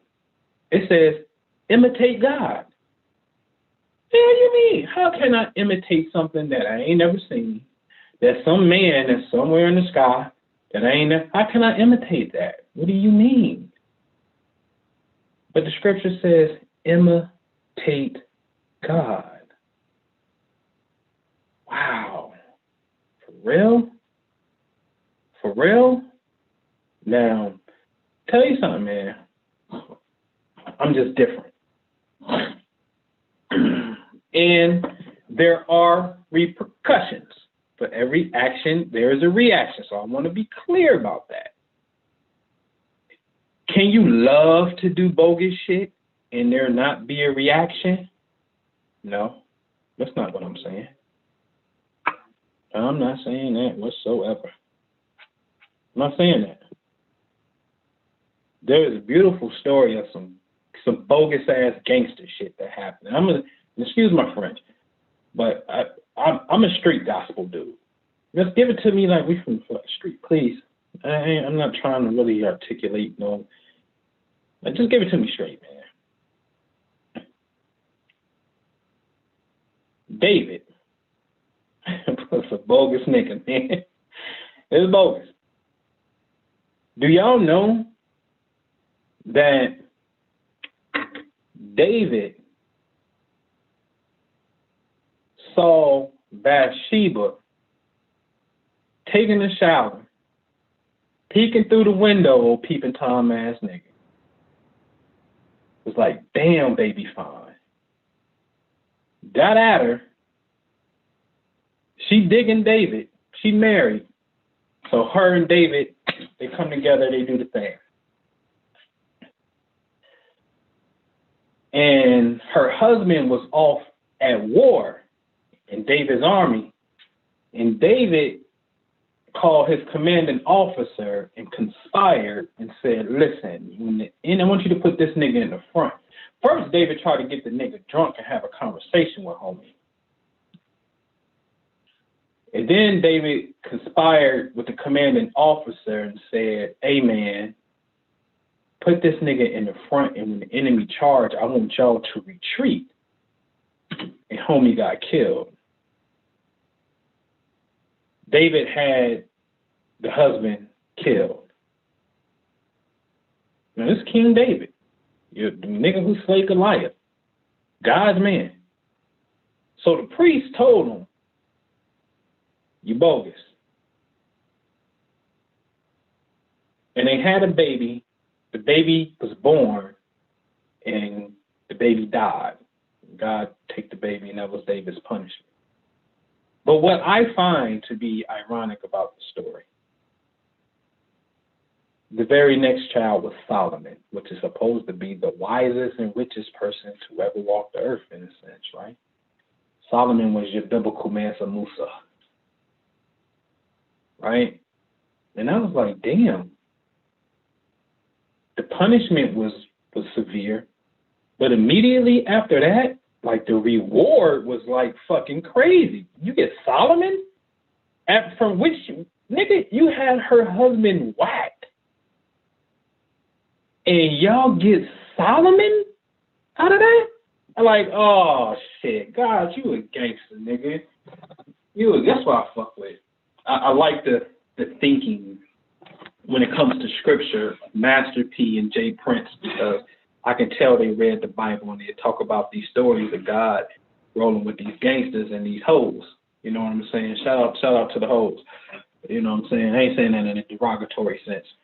I'm talking about, we was having this conversation earlier, the sacred prostitute. Because another story is, two more stories, man. We go to quick Q&A. Judah was God's homie too, right? I had to tell Jew about this particular scripture, because God don't like when in this particular case, there was a dude. He was pulling out, and he was ejaculating on the floor, and he wouldn't get his brother's wife pregnant. So Judah got some sons. This is like maybe Genesis 31. So Judah got some sons, and his son that's married dies. So he like, hey man, talk to the next son that's older. What I need you to do, bro, is I need you to go wife your dead brother's wife and be with her. That's family. So dude was like, I really don't want to do that shit. And so he with her, he's smashing, but when he get to the point of ejaculation, he will pull out and he skeet on the floor. And the scripture says that angered God, and they killed him. And so then he's supposed to, so girl who was Tamar, and I can't help but to think it's Tamar Braxton, a personification and representation of goddamn Tamar in the Bible, in a sense, because like it ain't no goddamn secret. Come the fuck on, you fucking married big fat ass Vince, who cool as a motherfucker, ain't knocking him, you know what I'm saying? But you married Vince for the paper. It was a paper move, and it ain't stupid, you know what I'm saying? And so anyway, the next son was supposed to marry Tamar and shit, and he was too young, and Judah promised that, you know, like, yeah, when he get older, I'm gonna look out for you and make that shit happen and shit. So when he got older, Judah ain't fulfilled his word and shit. So Judah's about to travel to this town and shit. So Judah on the road traveling. I swear to God, look this shit up. It's Genesis, I think I want to say Genesis 31. And so Judah traveling to this town and shit, and this nigga see a prostitute on the side of the road. So Judah like, shit, I want some. And so he sets it up and pays for the nookie. And so old girl takes his staff and his seal, you know, the things that represent who he is, she take it and he don't even know, because this nigga, he didn't smash and he didn't fell asleep. You know what I'm saying?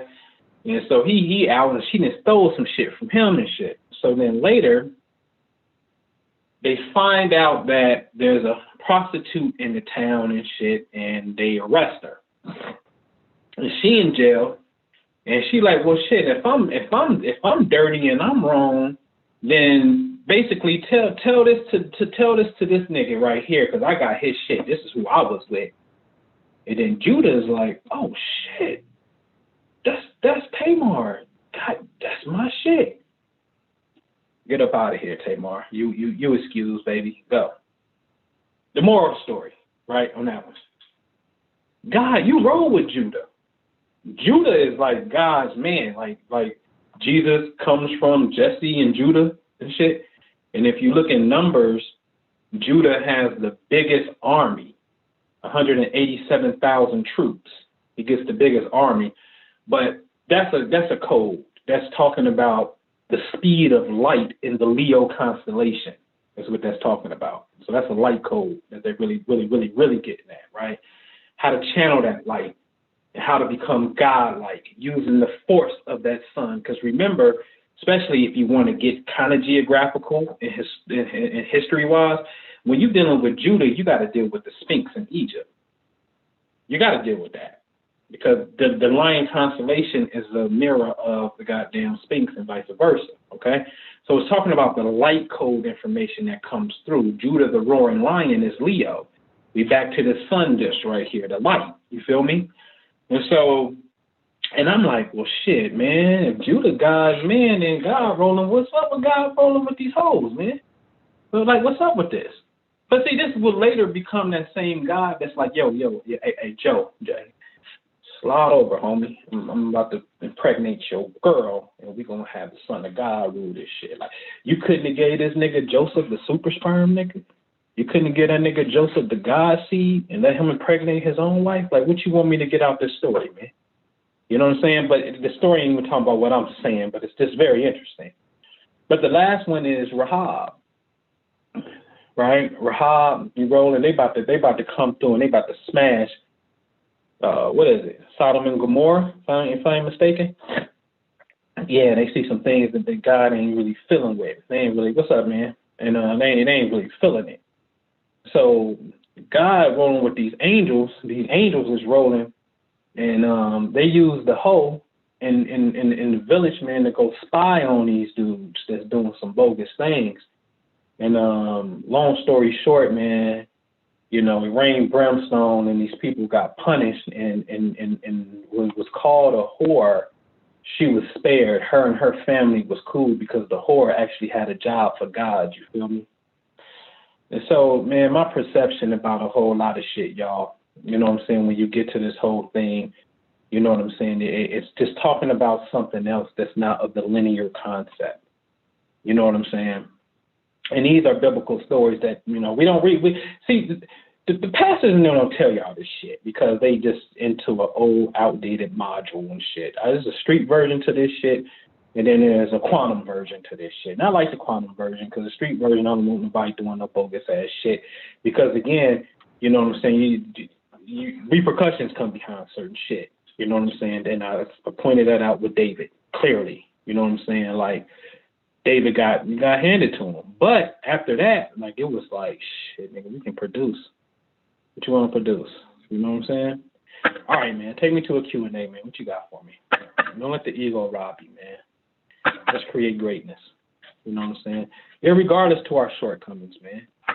Irregardless to our shortcomings, man. I started the Wealth Club, man. Dewan was with me.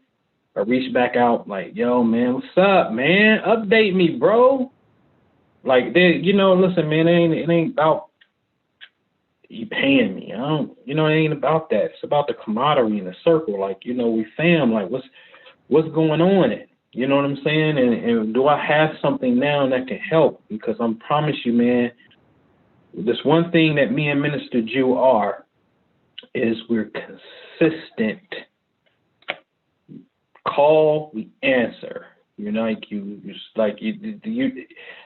who has ever signed up for something and didn't get it? Like, that's not our MO. I can't stress that. That's not our MO. You know what I'm saying? And so, what's good, man? Oh, man, what's up? What's up, April? What's good, man? You know? Man, if y'all, man, listen. The illest Bible shit is in the first 6 days of creation. Oh, my God, man. What? Man, that was by far my favorite Bible piece I've ever been a part of, man. That shit was what? Last weekend in the Family Wealth Club, we did this exercise called 6 Days of Creation and understanding what that shit is talking about. And that shit is talking about conscious and subconscious mind. And subconscious is styled as, you know, as water and sea monsters, and birds is more of the physical manifestation of your thoughts.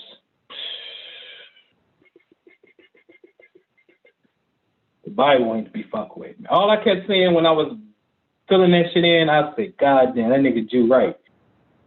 That nigga swear, Noble, the Bible is the greatest book ever written. And see, that's what makes it funny with us. Because we got the true Egyptian science, but this nigga walk around with the Bible, and I walk around with the United States flag. And it's like, nigga, that is so anti-black power. How you got the Bible? This nigga Jew got the Bible in his hand, and I got the United States flag in my hand. We got the keys. So I see how that shit looks crazy. I do. I see how that shit look crazy, man. I really, really do. You know what I mean? But it's the truth. It's the truth. Bible's code, man. And I don't care what you tell me, the United States of America is the illest. The illest to ever do it, man. You know what I'm saying? So it's totally unconventional from the style that we're rocking with, man. So, all right, man. Any questions?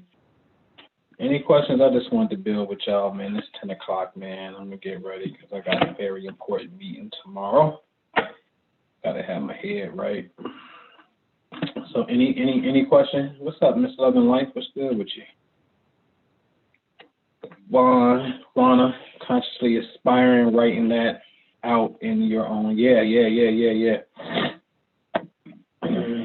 Oh, yeah. So that's a good question, Ricky. So can you create an LLC with you as a holding company?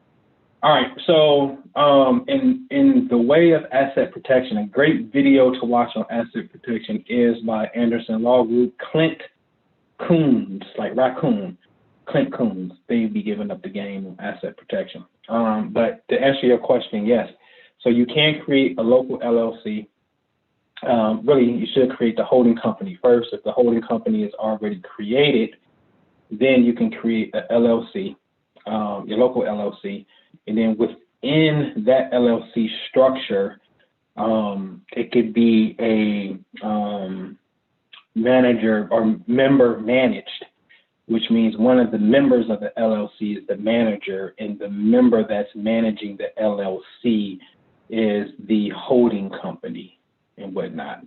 But, you know, that's in the operating agreement, sort of kind of behind the scenes in a sense and whatnot. And so that's just, you know, that's how you work. K Money, man. K Money. Didn't you just manifest some money? Is that you? You got the right name. Man, honestly, you know, two things happened. There was a DNA implosion that happened, and what I mean by this, back when I was in the streets, I was so bored that I used to go buy books and only read them in the bookstore, just skimming through them, and I would buy them and take them home and never, ever open them when I get them home for some reason. It's the strangest shit in the world. I was buying astrology for dummies, philosophy for dummies, but I swear to God, I'm not lying, I would not read these books when I get home. I've started to go through a shift of consciousness. I was seeded early. I'm blessed enough to have a father. I got to give him his props that he seeded me early with enough to about racism and, you know, Chuck, the slavery's in the job market now. You know, okay, thanks, man. I'm not going to want to get a job. You know what I mean? You wonder why I ain't got a job. He crazy because he's the same dude who's like, man, when you got out of high school, you should have worked for the city. You've been the trash, man. And you could have worked yourself up. Nigga, you told me racism was in the job market. What are you talking about? You know what I'm saying? So anyway, that seeded me. That was very important. That seeded me. So as I grew into my early 20s, I'm back at my 9th grade year, I took Roots to school. Okay, I was the one that passed the English class that entire semester because I had the whole VHS cassette of Roots. Okay, so I'm already in 9th grade. I'm already seeded with racism and black consciousness type stuff. And of course, I'm Aquarius anyway. It's Bob Marley, Huey P. Newton, Abraham Lincoln, some of your greatest revolutionaries. And then, and so I would buy these books. I wouldn't even mess with these books. True story. And then I'm hustling. You know what I'm saying? So one of my first businesses was I had a art business. I had an art store. And art is not a necessity. You know what I'm saying? But it didn't matter because I had money coming in from other sources. But I voluntarily left the game alone and walked away from it because I was going through this inner metamorphosis. And I joined the Nation of Islam. But now I got to get rid of the art store because people don't buy art because it's not a necessity, like food and clothes. So I got to shut the art store down. Now I'm broke because I don't fucking hustle no more. I'm in the Nation of Islam, and I'm fucking a poor righteous teacher now. So I'm like, I'm out of here. I'm going to go learn how to be a truck driver. And my partner, I met a guy, he was a 5%er, and he was kicking supreme wisdom in the classroom. So I'm like, oh man, peace God, what's today mathematics and whatnot. And then I'll say something like, the Pacific Ocean is, and he'd be like, 68,400,000 miles, 400,000 square miles. And I'd be like, so we'd be going back and forth, and we just became cool. He dropped a whole box, I swear to God, he dropped a whole box of books on me. I couldn't understand this shit, book on Kabbalah and all this shit. Like, it was totally foreign. I didn't have the capacity to even understand it. I get off the truck. It's 06. Get off the truck. My son was born. So I get off the truck, and I watch this DVD. I'm not going to say the name of the DVD because it's irrelevant, simply because it's baby information. And I don't even want to say certain people's names because I don't even want to give them the alley-oop and y'all go listen to this shit because it would take you backwards. If you hear, you can't fuck with that. And I'm not saying that to be egotistical. I am just telling you, I'm going to tell you like this. Tell you like this, and I'm just going to set the record motherfucking straight because it's time to start getting set straight. All right, and this is not a knock. Minister Jew, the way he interpreted information that was coming from a certain person, I'm going to let him tell his own story, so I ain't going to rat it out, that was coming from a certain teacher about consciousness and the goddamn sophisticated weaponry that the harp is using and all that kind of shit. Minister Jew went out and bought a motherfucking tent that can sleep like 7, 8, 9 people, and he bought pots that could be used off of the goddamn solar of the light, because the way that he was perceiving this information put him in a state of fear, and he saw himself as, in his family, as being homeless. This is a real story. We're not making it. This is why we're so passionate about this shit. Okay?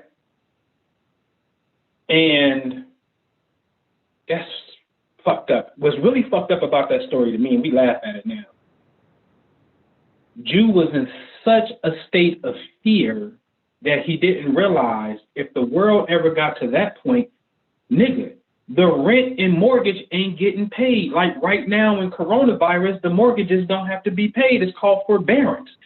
Jew is now, and he told y'all on his YouTube, he's now in forbearance and he don't even have to pay mortgage.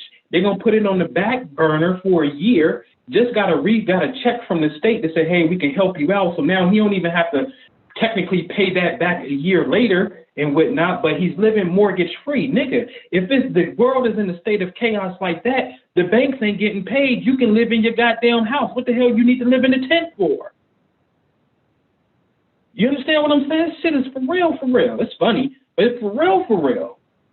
So he was in such a state of fear, his logic wasn't even resonating that, man, fuck that, I'm going to be squatting. Because I ain't going outside in no tent. You got me all the way fucked up. Unless I want to go camping, but I'm staying wherever I'm staying in whatever house is empty, period, right? So he was in that particular state. So I don't want to say these people's name because that's what I mean by that information that retards you. You understand what I'm saying? So anyway, there's a brother, I'll say his name, but I ain't gonna say his name either. There's a brother that was teaching us some shit. I linked up with him, and he was in Philly. I linked up with him, and something happened, and I was like, "Hey, man, can I open up for you?" And I gotta give him his props. So it's Ali, man. And I fuck with Ali. That's my guy. That's my brother. Everybody's not perfect. You know what I'm saying? But if we go to war, I'm live with him. You know what I'm saying? So long as he's right. But anyway, I was like, I start opening up. And to answer your question, K-Money, like seriously, when I opened up the astrology book in 06, 07, something happened. I understood this shit like I've been reading this shit all my life. Like that's why I call it a DNA implosion. Because remember, DNA is so much data inside of us any goddamn way that we ain't even computing it all consciously. So there's certain codes that's in us that we already know. It comes on. I had to get in the right environment to trigger the DNA. I had to go, the awakening process, the self-accusing spirit. Let me put the dope down. Let me go fuck with the nation. I got a little food that became the foundation. Met somebody who used that as a foundation. A little sprinkle here. Now I'm in the bookstore, get a DVD. Oh, this brother happens to be in Philly. Let me track him down. Let me open up this book. Oh shit, now some shit. Hey man, can I open up and just share about this? Because I understand it. Oh yeah, go ahead, God. And then that shit I started speaking and been doing some openings for Ali. You understand? That's what, I'm holding. I got pictures of him holding my son back then. I'm doing these lectures and shit. So it just started unfolding. You know what I'm saying? And then it became self-taught because then at that point, it's like, oh, what I'm interested in. I'm interested in Hebrew. Okay, well, I need to give me a book on the 22 Hebrew letters and whatever the case may be. You know what I'm saying? And I'm listening to cats, you know what I'm saying, for sure. You know what I'm saying, listening to cats. And, I take what I need, you know what I'm saying? And it just, just years of study and follow. You have to follow the inner light that's within you that's guiding each and every one of you, right? It guides us. So if you got an interest in hypnotherapy, you know what I'm saying, then you just follow it. You know what I'm saying? There's nothing wrong with being the bee and going in the flower and coming out of it. You know what I'm saying? The thing is, just don't get stuck on the bullshit. And then make sure that you're eating from, to the degree, the same flower of information that's connected. You know what I'm saying? But you got to watch that shit too, because the ego will easily trick you to make you a information junkie, where now you're acting like you're busy and you ain't really busy. You know what I'm saying? You're just reading shit, but you ain't doing nothing application-wise and whatnot. So you just got to be careful of that. It's nothing wrong with feeding the mind, but it is something wrong if you feel like the information should take you to some form of manifestation in your life. And if you just like the mental exercise of reading a good book and shit like that and great information, there's nothing wrong with it. But if you feel like I'm reading the information because I feel like I'm trying to get somewhere, that's when you have to stay very disciplined and stay on the same tree. Okay? So it was a DNA implosion. And next thing you know, I got hypnosis under my belt. And just, just reading, I guess. You know what I mean? So it's within us. You know what I'm saying? It's a good question, man. I like that. Excuse me. What do you say? I love my dad. Does this mean I'm gay? Man, I can't even answer that, man. I mean, what's your definition of gay? You know what I'm saying? You know, you and your dad lovers. You know what I'm saying? Hey, man, that's cool. You know what I mean? Like, well, that's your thing. You know what I'm saying? You know, nature has its own way of explaining shit. You know what I'm saying? Man, thanks for the question. You know what I mean? As far as the intermixing of blood, it creates problems. You know what I'm saying? But I can't tell you what not makes you happy or not. Man, the process of evolution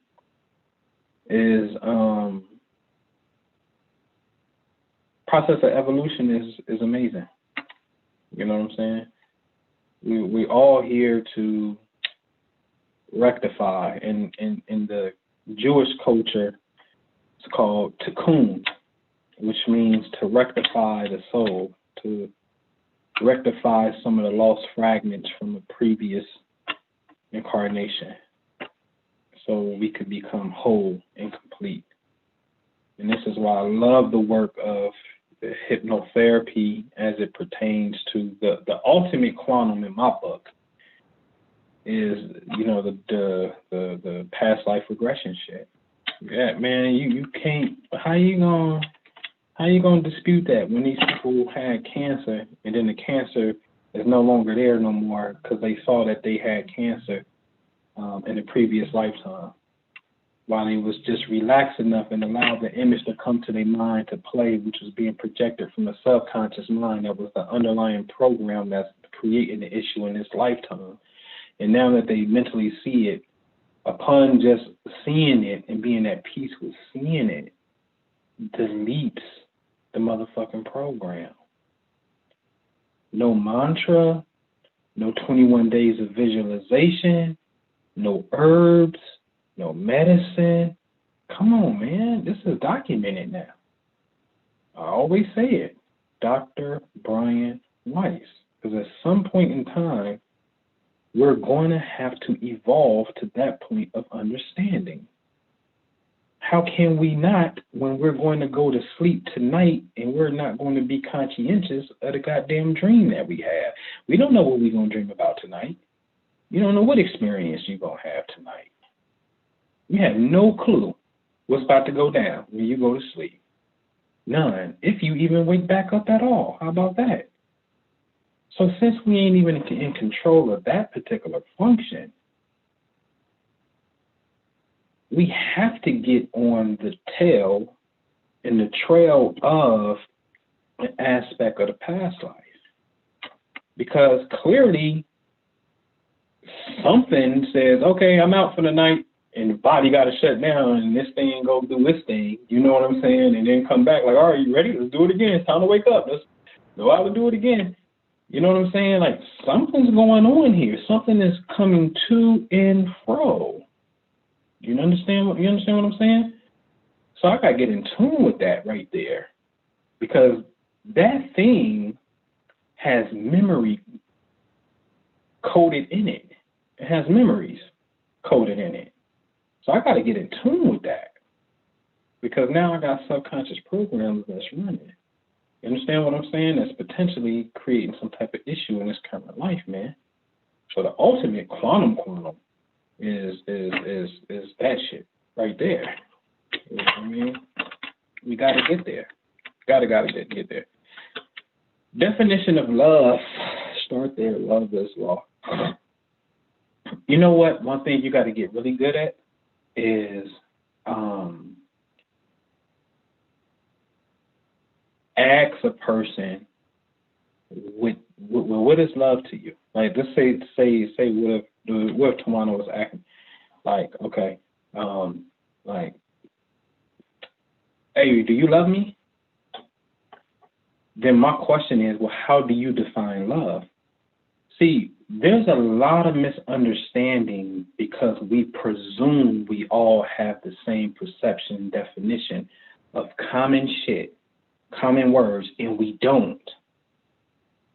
So you gotta become astute at asking the question of, well, how do you define that when you say that, so I know how to properly, so I know what you're talking about. Because if you say some shit that's not my understanding of it, I can say some shit and now we arguing over some shit, or we got a disagreement about something. You understand what I'm saying? And it's simply because I just wasn't clear. You know what I'm saying? Of what you wanted, what your definition of it was. All right. So Rudy said, how do you study Kabbalah? Kabbalah is interesting. Very, very, very, very interesting. Honestly, in my opinion,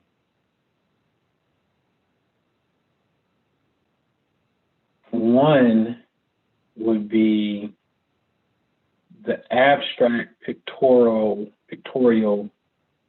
tree of life, because it's 10 spears in the tree, which symbolizes the 10 planets. So first, I would identify the 10 spears in order. And if the top is Kether, then it's Kether. Okay, what planet would that be? We can say, I like Neptune right here for sure. All right, this is Neptune. But what do Kether mean? Kether means crown, because this is the top. Okay. Spear number 2, Hawkma. Hawkma, I like Uranus right here. It means wisdom. Okay. This is known as the supernal father. And spear number 3 is Binah, which is the dark spear, or Saturn, which means understanding. So you got the crown, then it's wisdom, then it's understanding. Okay? So what I want to do with these 10 emanations, which is really a replication of the solar system, is understand the 10 spears by memory, by planet name, by regular name, and archetypal meaning, or literal meaning. Literal meaning means, again, Binah is understanding, but its planet is Saturn. Okay? So understand the basics first. And then when you look at the paths that start to connect them, okay, these 10 emanations is called 22 paths that are all connected in a sense. Then you may look at something like the 14th path, which is the first horizontal path that connects wisdom, number 2, to spear number 3. So what is this path right here? Well, it's the 14th path. Back up a little bit. Once you get the 10 pictorial, because it's an image, which is kind of like kitty, because it's colors and stuff, then I would study the Hebrew alphabet. So when I used to teach Hebrew classes, Aleph, Bet, Gamil, Daleth, Hey, Vav, Zayin, Ket, Tef, Yod, Kaf, man, why you just keep on going. It's only 22 letters. But the 22 letters they got two symbols for them, okay? You have the symbolic symbol of what it looks like. The first letter is called Aleph. We call it the ox because it can look like an ox. But its cosmic archetype is air. Once I found out that the Hebrew language is a zodiacal language, it was easy for me to understand because each letter, there's 22 letters in the Hebrew alphabet. They say 3 letters correspond to elements. Aleph is air, Shin is fire, Meme is water. I always say this, there is no letter for earth because you're on the earth as the earth letter yourself, okay? So there's no Hebrew letter that corresponds to earth. Then you have 7 letters that correspond to the planets, the 7 planets, okay? And the remaining 12 letters correspond to the zodiac signs. I said, shit, this is a cosmic language. This is easy as hell to remember now. What? So let me just remember them in order then. Aleph, Beth, Gamil, Daleth, Hey, Vav, Zayin, Ket, Tef, Yod, Kaf, Lemon, Meme, Nun, Ayin, Semek, Hey, Sadi, Kaf, Resh, Shin, Ta, right? So then it's just, again, so when I was teaching classes, let's say the alphabet, everybody, go. You may be looking at it. Aleph, Beth, Gamil, Daleth, Hey, Vav, okay? Again, say it. Aleph, Beth, Gamil, Hey, and we get it, right? So we get it. All right. So now study the 2 archetypes that's expressed with it. So now this is how I teach. So I say a letter, I say an archetype, you got to tell me the corresponding part. So if I say air, you got to be like Aleph. If I say house, you got to say Bet.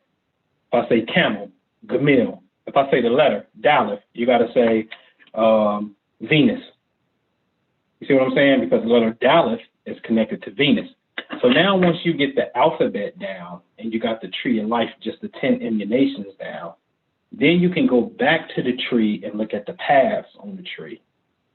Okay? And so when you look at the paths on the tree, then you can just start this inquisitive mystery of, okay, well, if the 11th path is the first path that connects the top, something telling me to share my screen with y'all. All right, so hold on. Let me share my screen real fast. Let me see.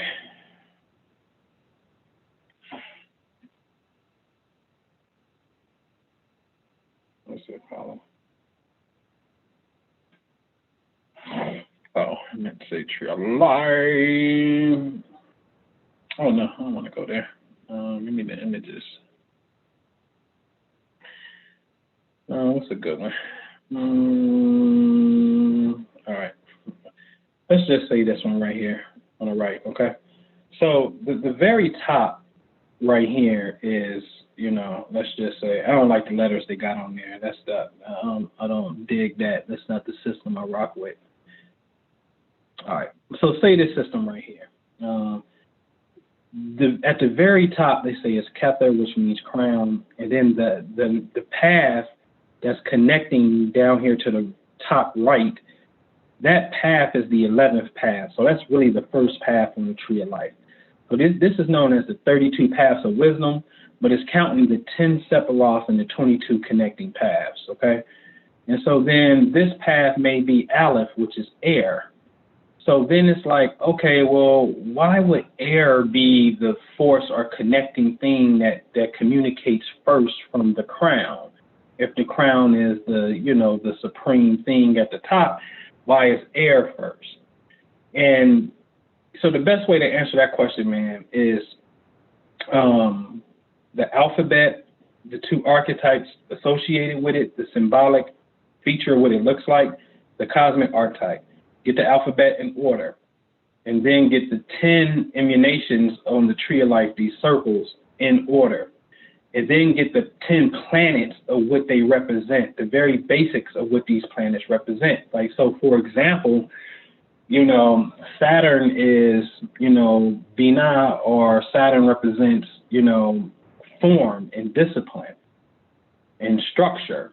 So the very top could be pure default that is now about to travel down and start and get ready to manifest itself. And when it does, it starts to go through these different spheres of consciousness, in a sense. Okay, so that's how I would start that, man.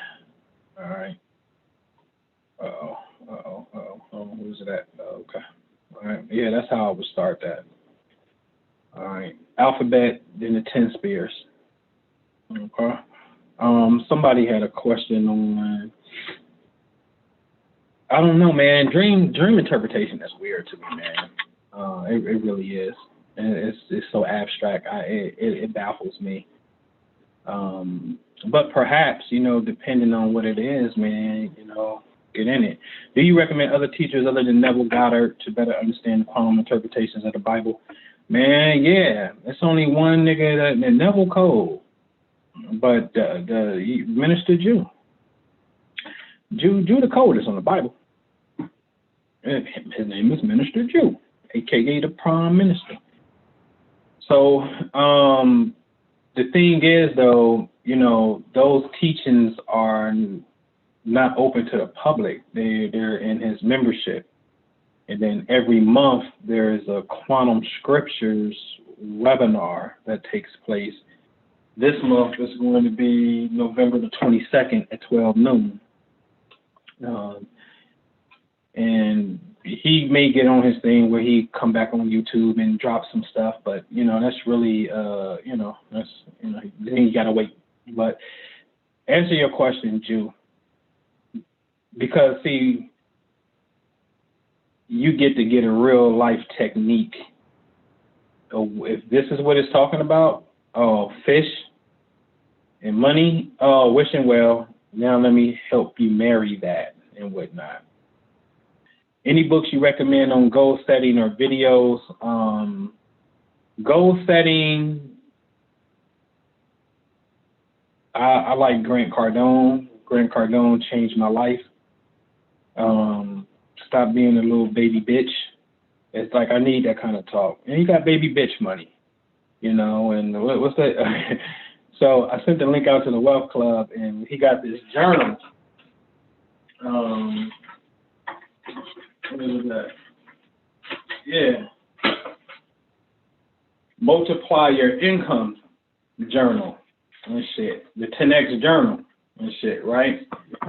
So in the webinar, he talking his shit like he do, you know what I'm saying?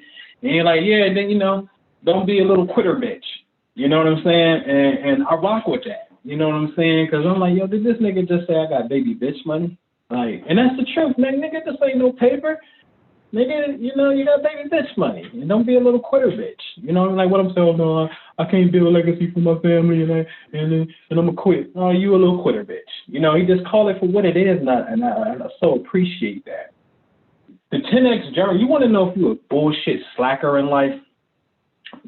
Order the, I don't know, where the hell this mom is at? Maybe upstairs on my other bookshelf. But the 10X planner, that shit's bananas, man. Goal setting, we got something coming up, a webinar. I think we're going to be on the 22nd too. So Drew gonna be up on the 22nd at noon. Then I'm gonna come up on the 23rd, and it's gonna be dealing with spreadsheets and your money though. You know what I'm saying? And it's gonna be my homegirl Nikki, because Nikki is an accountant. So y'all know Nikki from fucking with the Kabbalah shit, but Nikki is an accountant, and she managed money for businesses and shit. You know what I mean? So I'm like, yo, Nick, I don't want to hear none of that spiritual shit. You got to come over here and drop some motherfucking basic science on how niggas can use spreadsheets to cook with their money so we can see it in a different form. You know what I'm saying? I got you, Rudy. So anyway, that's gonna be that's something that's coming up, but that's Family Wealth Club. In fact, that's gonna be open to the public, so you got to be on my email list, man. Make sure you just go to the prosperityinvestmentgroup.com, click on newsletter, drop your email off right there. If you get our constant contact mass emails, then you're already on the list. You're gonna see an email that's coming out. I just got to get the flyer ready for it. But it's going to be November 22nd, dealing with spreadsheets, money, and goals. But goal setting, I really like. I like the simplicity of the 10X journal, because the 10X journal is, hey man, once you got your goal, now just fill in your time. So what are you doing from 6 to 9, 9 to 12, 12 to 3, 3 to 6, and 6 to 9 again? So in this 12-hour block, write your shit down, because we already know what you got. So on the left-hand side is your timeline for the day. On the right-hand side of the page, what is your daily, what is your objective? Did you get it accomplished? You know what I'm saying? What is the big goal that you're working towards? And then there's something else I forget on that right-hand side of the page and shit.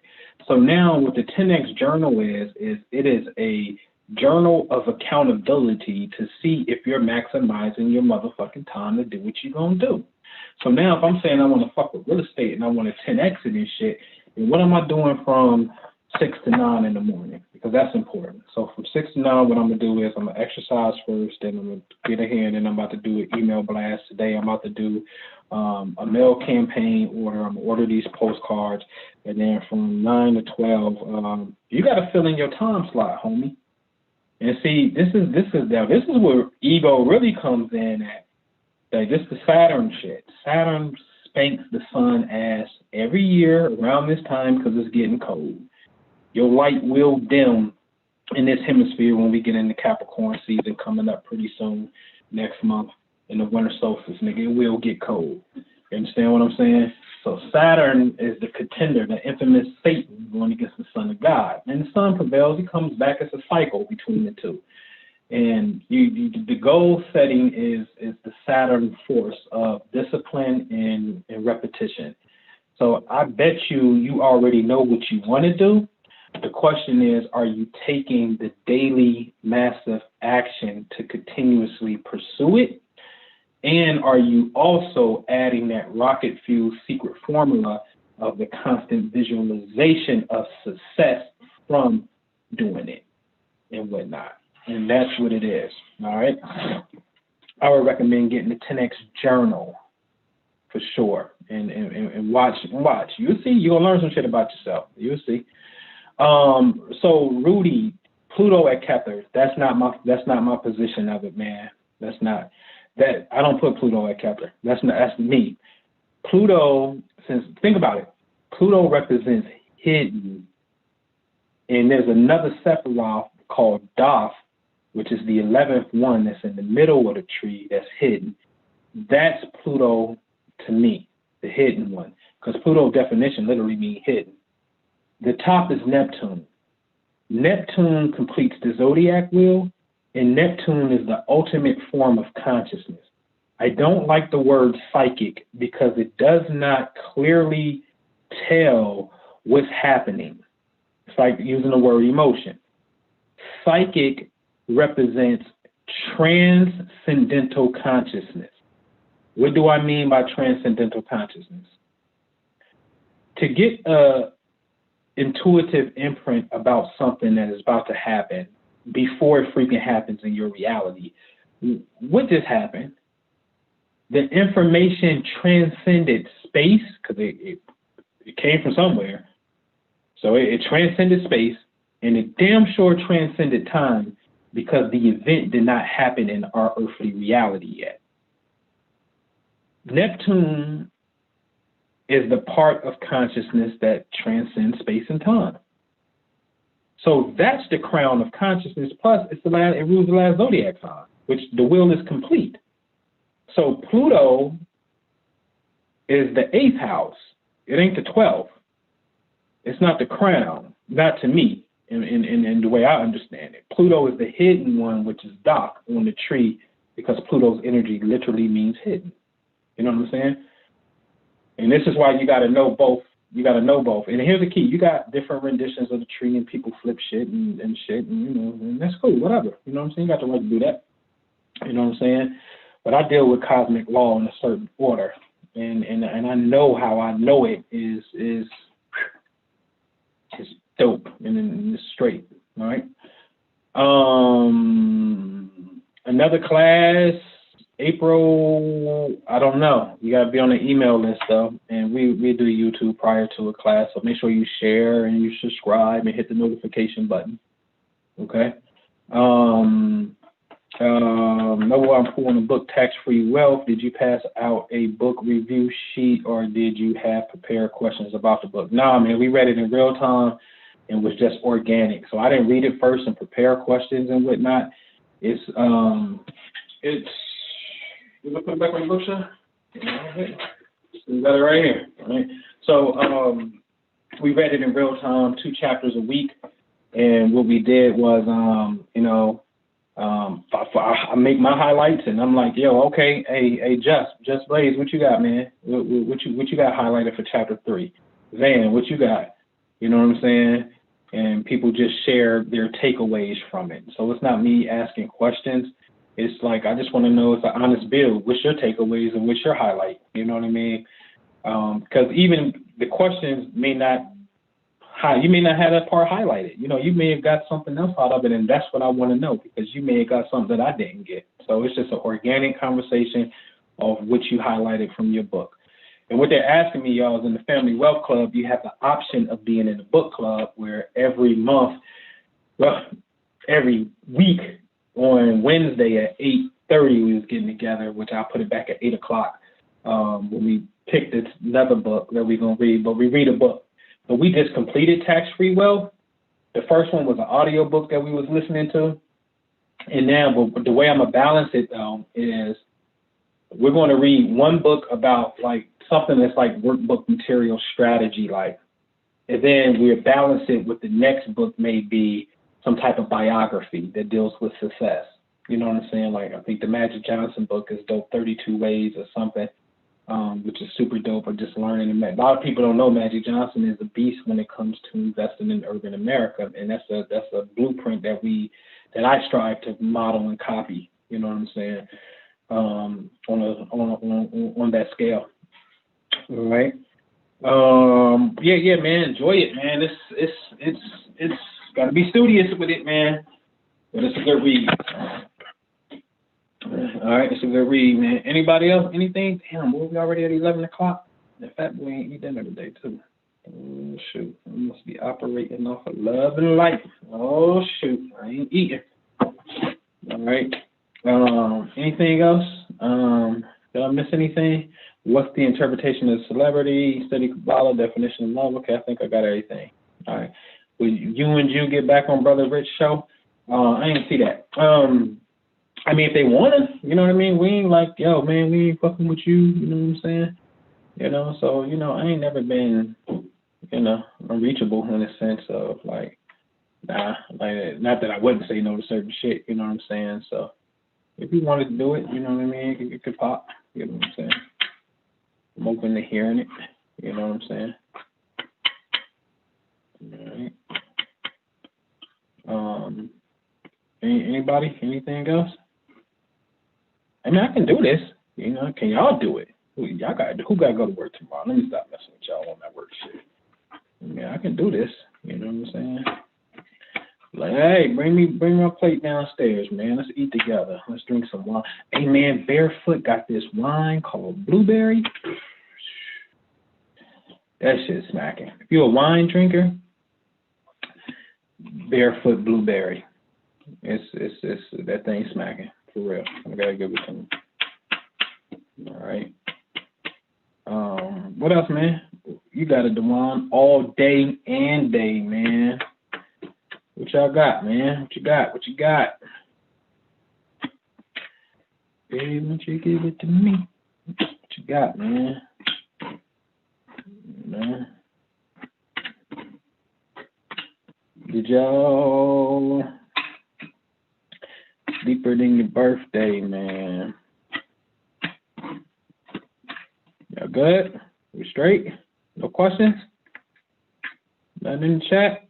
Oh, no, chat got a little delay. Hold on real fast. Let me use the bathroom real fast and see if y'all got a question. If not, then we can get ready to close out. I'll be right back.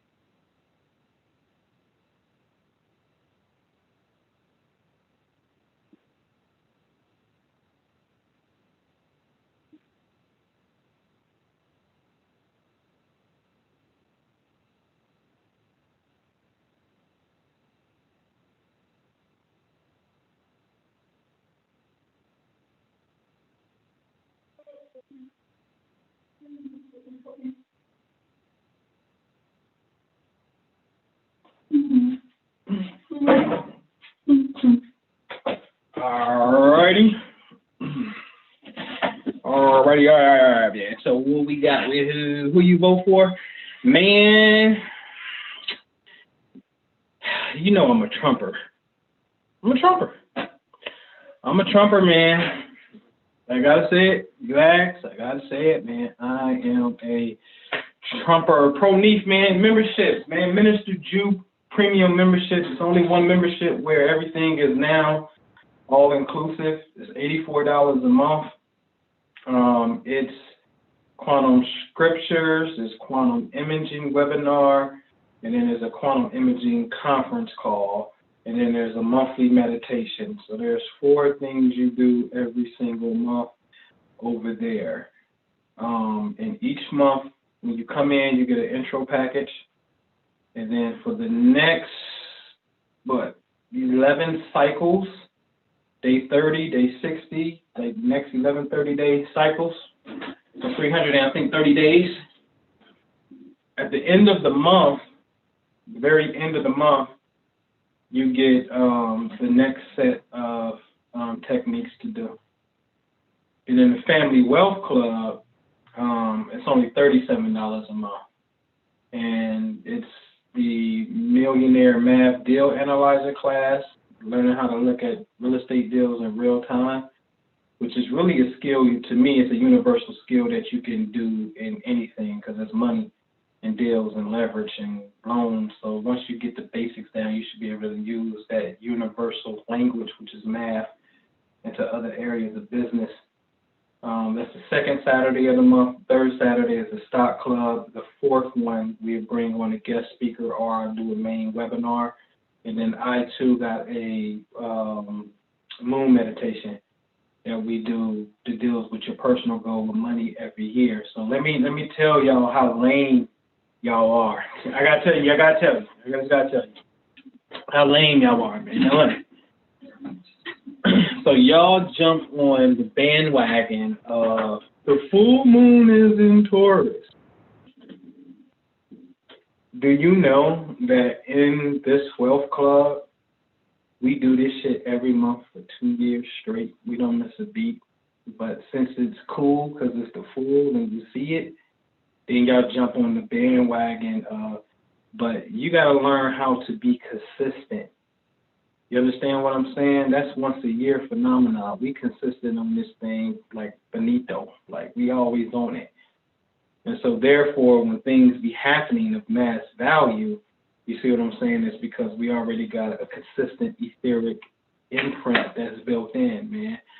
So I got to say what my girl Cash say, you know what I'm saying? Catch up, mustards. So we do this for real, all right, in the Family Wealth Club. But my main thing is, I'm talking about providing deal opportunity to you. You know what I'm saying? Like, what good is like, let's make some bread. I don't want your money, bro. What I want to do is, I got deals on the board right here. I got someone right here that I just got to walk them and confirm that I want them. We agree to a number. They go on this board right here. I want to help us grow together and give deal opportunity. You know what I'm saying? So, you know, that's the Family Wealth Club, and you got to know how to play cash flow. You know what I mean? There's the whole diary. There's a new workbook that comes with it. Like Cardone got the 10X joint. We have an accountability diary that you can print out, and then it's a check sheet. I'm going to share my screen. I'm going to show you what it looks like. Okay? Show you, man. We ain't messing around, man. All right? This shit takes work, man. It's just work. You dig? All right, Family Wealth Diary, okay? All right, so you come in, you print this off, make copies of it and whatnot, type in the month, write in the month. The first thing you get is the Millionaire's Pledge. If you ain't willing to become a millionaire, you're not willing to become a millionaire, that's fine, because there are different avenues of wealth.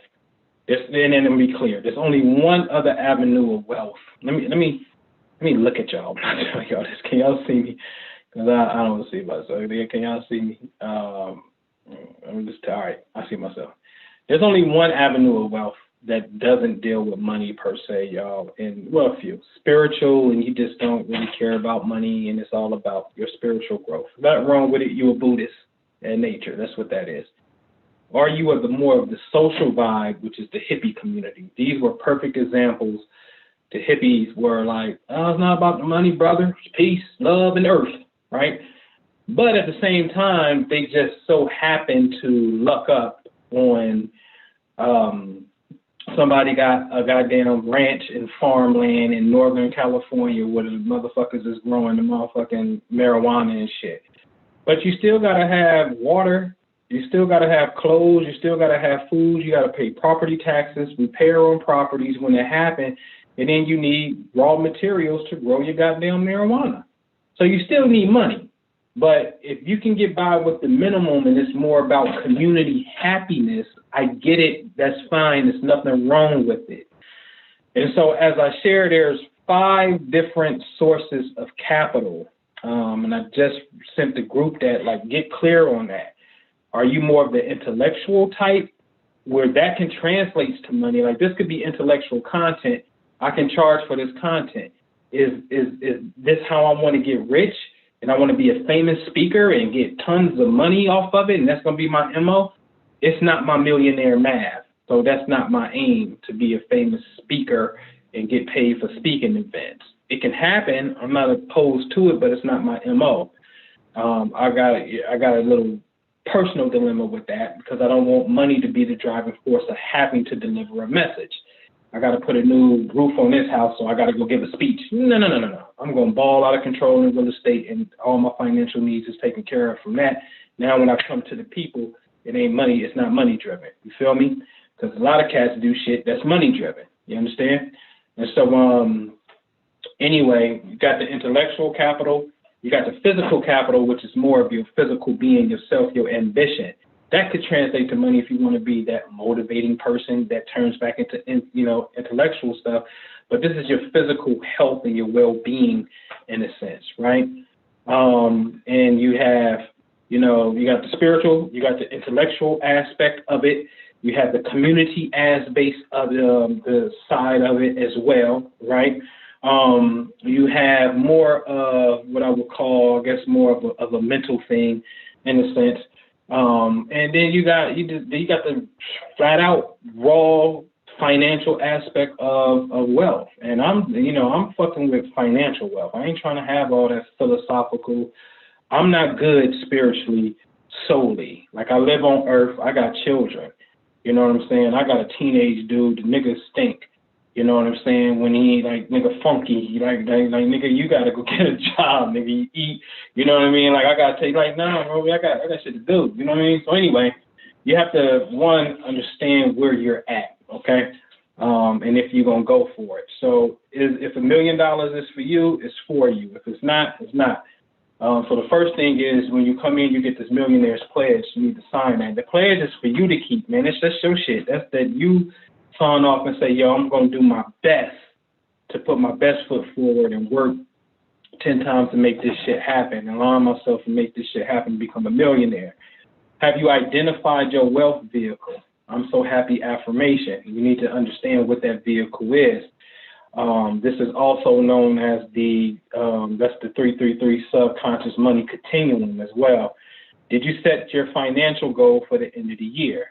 If you're doing business, do you understand how to create an LLC for asset protection if you're a business person? Yes or no? Net Worth Sundays. What is Net Worth Sundays? Ladies and gentlemen, I got to look at you again here. Every Sunday, shit don't even change every Sunday. So every Sunday, I come right here and I have a personal report that I personally print out, and I look at all my assets on paper. I look at the value of those assets. I look at the total number individually. I look at the total number of it. I look at how much monthly cash flow I'm getting, and I'm looking at how much yearly money I'm getting. So I'm looking at the overall value of the portfolio. I'm looking at the monthly flow of it, and then I'm looking at the annual flow of it. And then I change that as I may sell one or gain another one. But every Sunday I sit down and I have what I call Net Worth Sundays, okay? I got that from Grant Cardone because he swears every Sunday, him and his wife sit down and they talk about their financial goals and where they going in life. And I'm like, man, fuck that. I sit down and this motherfucker talk about my goddamn self. So anyway, did you close your monthly books? Meaning at the end of the month, did you do the analysis and look at a budget sheet and say, hey, man, this is how much money that came in on a monthly basis. And, you know, this is how much money I spent. This is what's left over. Taking self-financial accountability. Stop living in the void and not knowing what your finances is and not looking at that shit, man. How much money did you clear? What did you like? Do you even know? All I know is I didn't waste no money because I didn't do no shopping like that. And I took care of the necessities. But what's the number, though? I don't know. That's stupid. It's retarded, okay? Then we play the cash flow simulation, 3 screenshots you can get out of the rat race. Then I created something within cash flow. Can you become, can you get $10 million, basically, by staying in the rat race, too? So if you ain't never played it, you got to play it. If you played it, you know what I'm talking about. You gotta demonstrate that you can go through a financial simulation and not go bankrupt. You need to demonstrate that shit for yourself and see if you got poverty consciousness or not. Because I promise you, we can go on that shit right now, and 8 out of 10 people gonna go bankrupt out the gate because you don't have an understanding of finances. I promise you, it's the best thing ever created. And I'm not kidding. This is the best money game ever created. RichDad.com, go to cash flow and play that shit for free. Are you an active partner in a joint venture inside of the Family Wealth Club? Yes or no? Are you inside of a rental property in a sense? Or do we ever link up and form a partnership with one another? You know what I'm saying? That's the question. Then we got our primary meetings. Did you attend a live lesson or did you attend a recording? This is for you to take accountability of what you're doing in this wealth club, man. I'm doing my part. I'm going to show up on time. I'm going to bring the book club. I'm going to do everything I'm supposed to do. I'm going to even bring deal opportunity to you to say, hey, man, here's a real estate deal. You want it all for yourself or do you want a piece of it? I'm going to do my part, okay? And then here go the family wealth techniques, which is the thing you got to do daily, the subconscious money continuum. The 6 days of workshop, the 6 days of creation workshop. I'm going to send you the recording because that's done. Did you do that? Yes or no? The corpus callosum whole brain activation. Did you do it? No. Did you do your storyboard goal setting? Did you do the family vault meditation? I got an ill family vault meditation to deal with your mama and your daddy who got money now to help repair that poverty gene and help have that image inside of us that our parents passed wealth to us. Okay? Family vault meditation. Did you get it? A technique called stop and buy stock. Don't spend money on stupid shit. Stop yourself in the process. Like, you know what? I'm about to go eat out like a fat boy. I'm about to drop 40. I know I shouldn't do it. You know what? Let me open up my Robinhood app and buy $40 worth of shares from Aurora Cannabis because I want to get in that position. So stop yourself, interrupt yourself from doing stupid shit with money and go buy some stock with it real fast with that same petty cash you was about to do. The banishing negative energy, you must request that. I'll give it to you. Apps we may need for stocks, Robinhood, Cash App, you can buy stocks. And then we got 3 workbooks, 25 homophones of love and money. Ooh, I'm going to share that with my people tomorrow. She's going to love this. 25 homophones of love and money is hella dope. The Millionaire Math Deal Analyzer workbook show you how to analyze deals. And then the workbook, 6 Days of Creation, is also a workbook that you got to fill in the blanks and do your homework, okay? And there's a couple more things I got to add to it. But this is a monthly journal of you doing your shit. Like, you on your shit? Because, I'm doing me, man. I'm doing me. All right? The best I can do is just do me, man. All right? So, hold on. Let me go find that. Where is it at? Where are you? That thing be disappearing. All right. All right. So let me bring it back to the check. All right. All right. So the question is, yeah, right. Spiritual with no finance don't make sense, right? All right. Then you have, how do you measure how well folks are doing in the wealth club, i.e., folks that double their income or wealth within the first year? So I don't keep tabs on people. Like, this is what I do. Every quarter, I come through and I say, hey, April, how you doing? First, I want to thank you for being here. 1, 2, how you making out? Is there anything I could do to help you? And update me. What you got going on? What's new? What's your goal? Did you accomplish that goal that you initially set when you came in, and whatnot? So I do that personally, one-on-one with people, and ask them where they at, in a sense.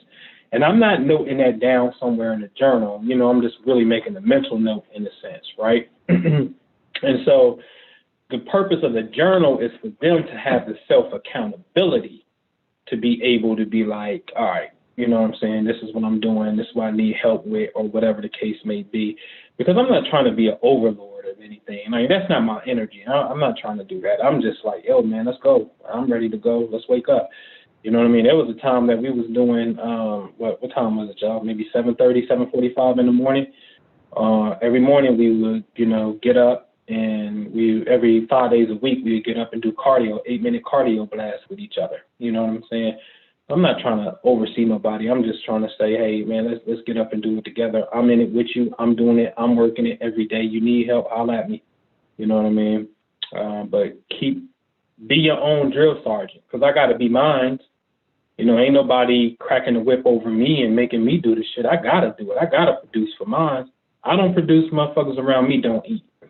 You know what I'm saying? So my pressure's different. You know what I'm saying? So, I don't like micromanaging anyway. I suck at micromanaging. I'm horrible at being a manager. I don't want to be no fucking manager over people. I can't stand. I'm not a fucking slave master. I don't like it. I don't understand that concept. I don't. I quit jobs. I don't understand that. I swear to God. I got the Dame Dash goddamn syndrome. I don't understand that shit. I can work with people and create my own division. Even if I come to your company, I want to create my own division. Within it, a new stream of income that allows me to be me, okay? But I don't like overseeing people. So you be your own boss and be accountable for you, and I will check in every quarter to see how you're doing, okay? So that's how I do that. Who was that to ask that question? Dave B., 86 Grand National or 89 Monty SS. Ooh, so, man, I'm taking the Monty SS all day. Now, the Grand National, baby, faster, but I like the look of the Monty. Give me the Monty, give me the T-tops, and we're going to have to make a little special thing. Give me a 454, and I want a stick shift. So we're going to have to modify this puppy. So give me the Monty all day, because I like the look of the Monty. And it's going to be candy orange. All right? Give me that candy orange burnt joint. Look, give me that with them T-tops, man. I'm taking the Monty all day. It's not that I'm against the Grand National. It's not, but that Monty body, man, does something to me. You know what I'm saying? You talking to that, bro. Real for real, because I was like, I done had so many cars, man. I'm telling you, it's ridiculous. You know what I mean? So I'm going to take the 89, man. I'm going to take the SS, bro. What else you got, man? All right. Yeah. I guess that's coaching, but yes, man, that's what it is and whatnot. You know, opportunity, man. That's I swear I get off on that. Like, ooh, wow, here's an opportunity, y'all. You know what I mean? You can get in on it. Not. And I really love the deal analyzer class. That's very fun to me. You know what I'm saying? Very, very fun to me. All right. What's my story of breaking the poverty mind and finally manifesting better income? 39 years old. I'm about to turn 40 in 3 months or so. Half my life over, April. I'm about to die. I'm 40 years old. What the fuck? Am I even going to live to be 80? Because the way I'm feeling, my back hurt. I'm overweight and shit. And oh, shit hurt now. I got to take a moment and pause before I come down the stairs when I wake up and shit. Like, shit, I'm old. I know I can't touch the basketball rim no more, not even close, right? Like, I'm old, man. I feel like I'm fucking old. I'm like, yo, nigga, this it? Like, I had to ask myself, this the best you got? This is the best you can do? You full of shit, nigga. You full of shit. Then flashes came to me from 1985. 1985, I never forget, I had an experience. I'm 8 years old. I'm outside, staring off in the sky, and I can see a parallel reality of another self looking back at me from space, at the same time also projecting what success was. And success for me was and still is a house in Florida. That's a level of success, a certain type of house that I want that's in Florida. There's a certain level of success and happiness for me personally as an accomplishment. And I was like, nah, I ain't dying like this. This is whack. I ain't nowhere close to it, April. I'm nowhere close to this shit.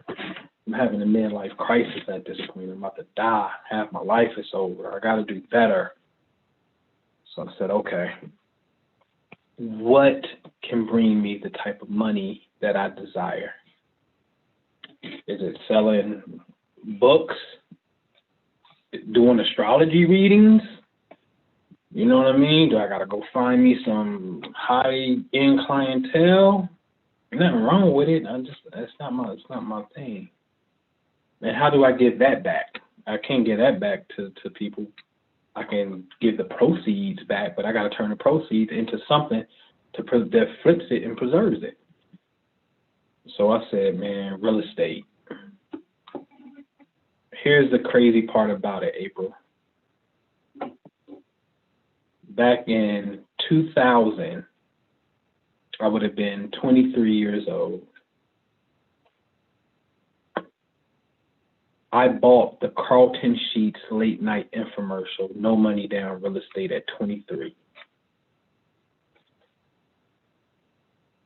I go apply for a house, and back then they was going to charge 18% interest. I don't know nothing about this shit. Nothing. And I didn't do it. I then got into the strip club life, which was a great another experience because I got experience. Excuse my French, most niggas are customers to the strip club.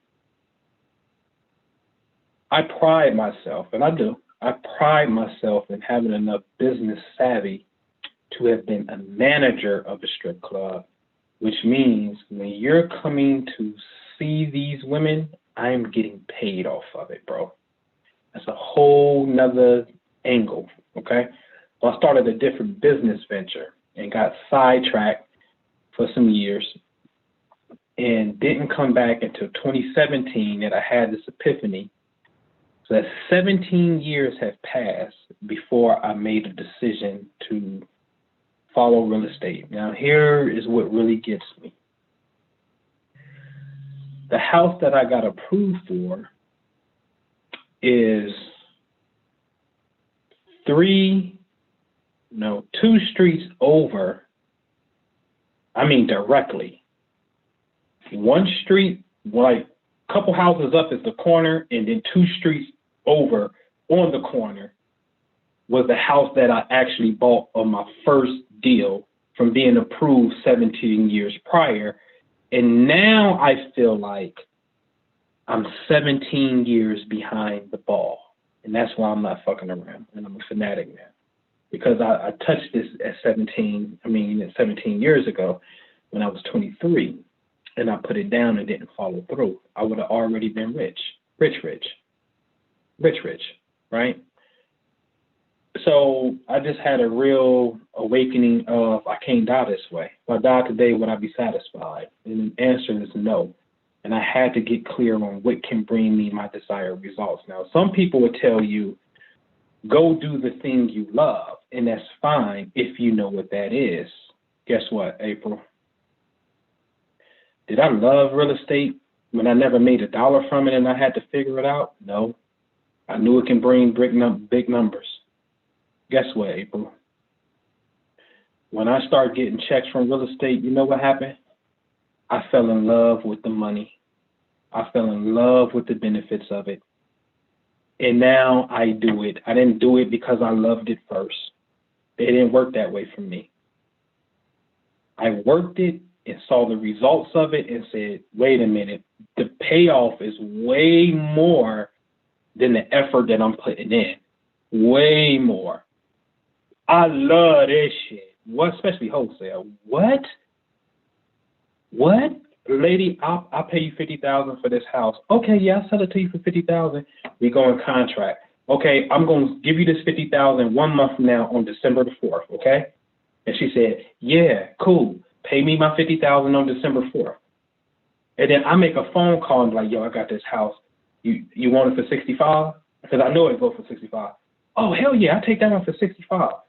Okay, bet. I'm gonna send you a contract that says you're willing to pay me $65,000, and the contract states that the original purchase price is $50,000 and my fee is $15,000. Therefore, for a total of $65,000, that's what you're going to pay.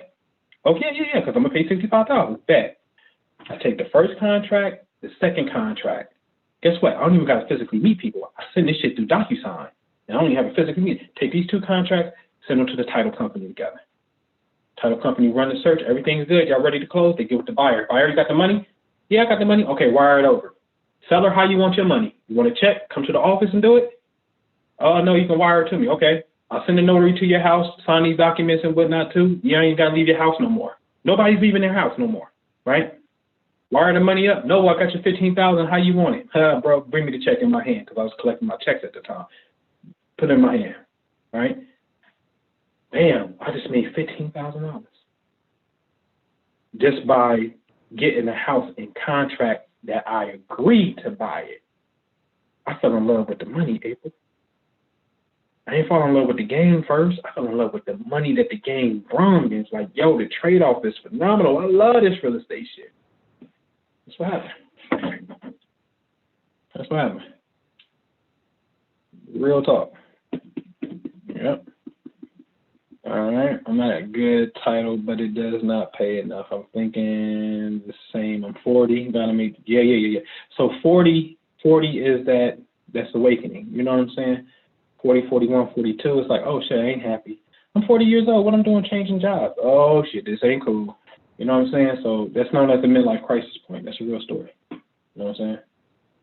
It's known as Uranus return in the chart, y'all. The planet Uranus takes on average about 42 years to go half circle. So it's in opposition to where it was when you were born, and Uranus represents sudden awakenings and disruptions. All right? So that's what that energy is. All right? Man, we had a long one tonight, 3 hours. Ooh, we had a long one, man. All right, y'all out? We good? We good?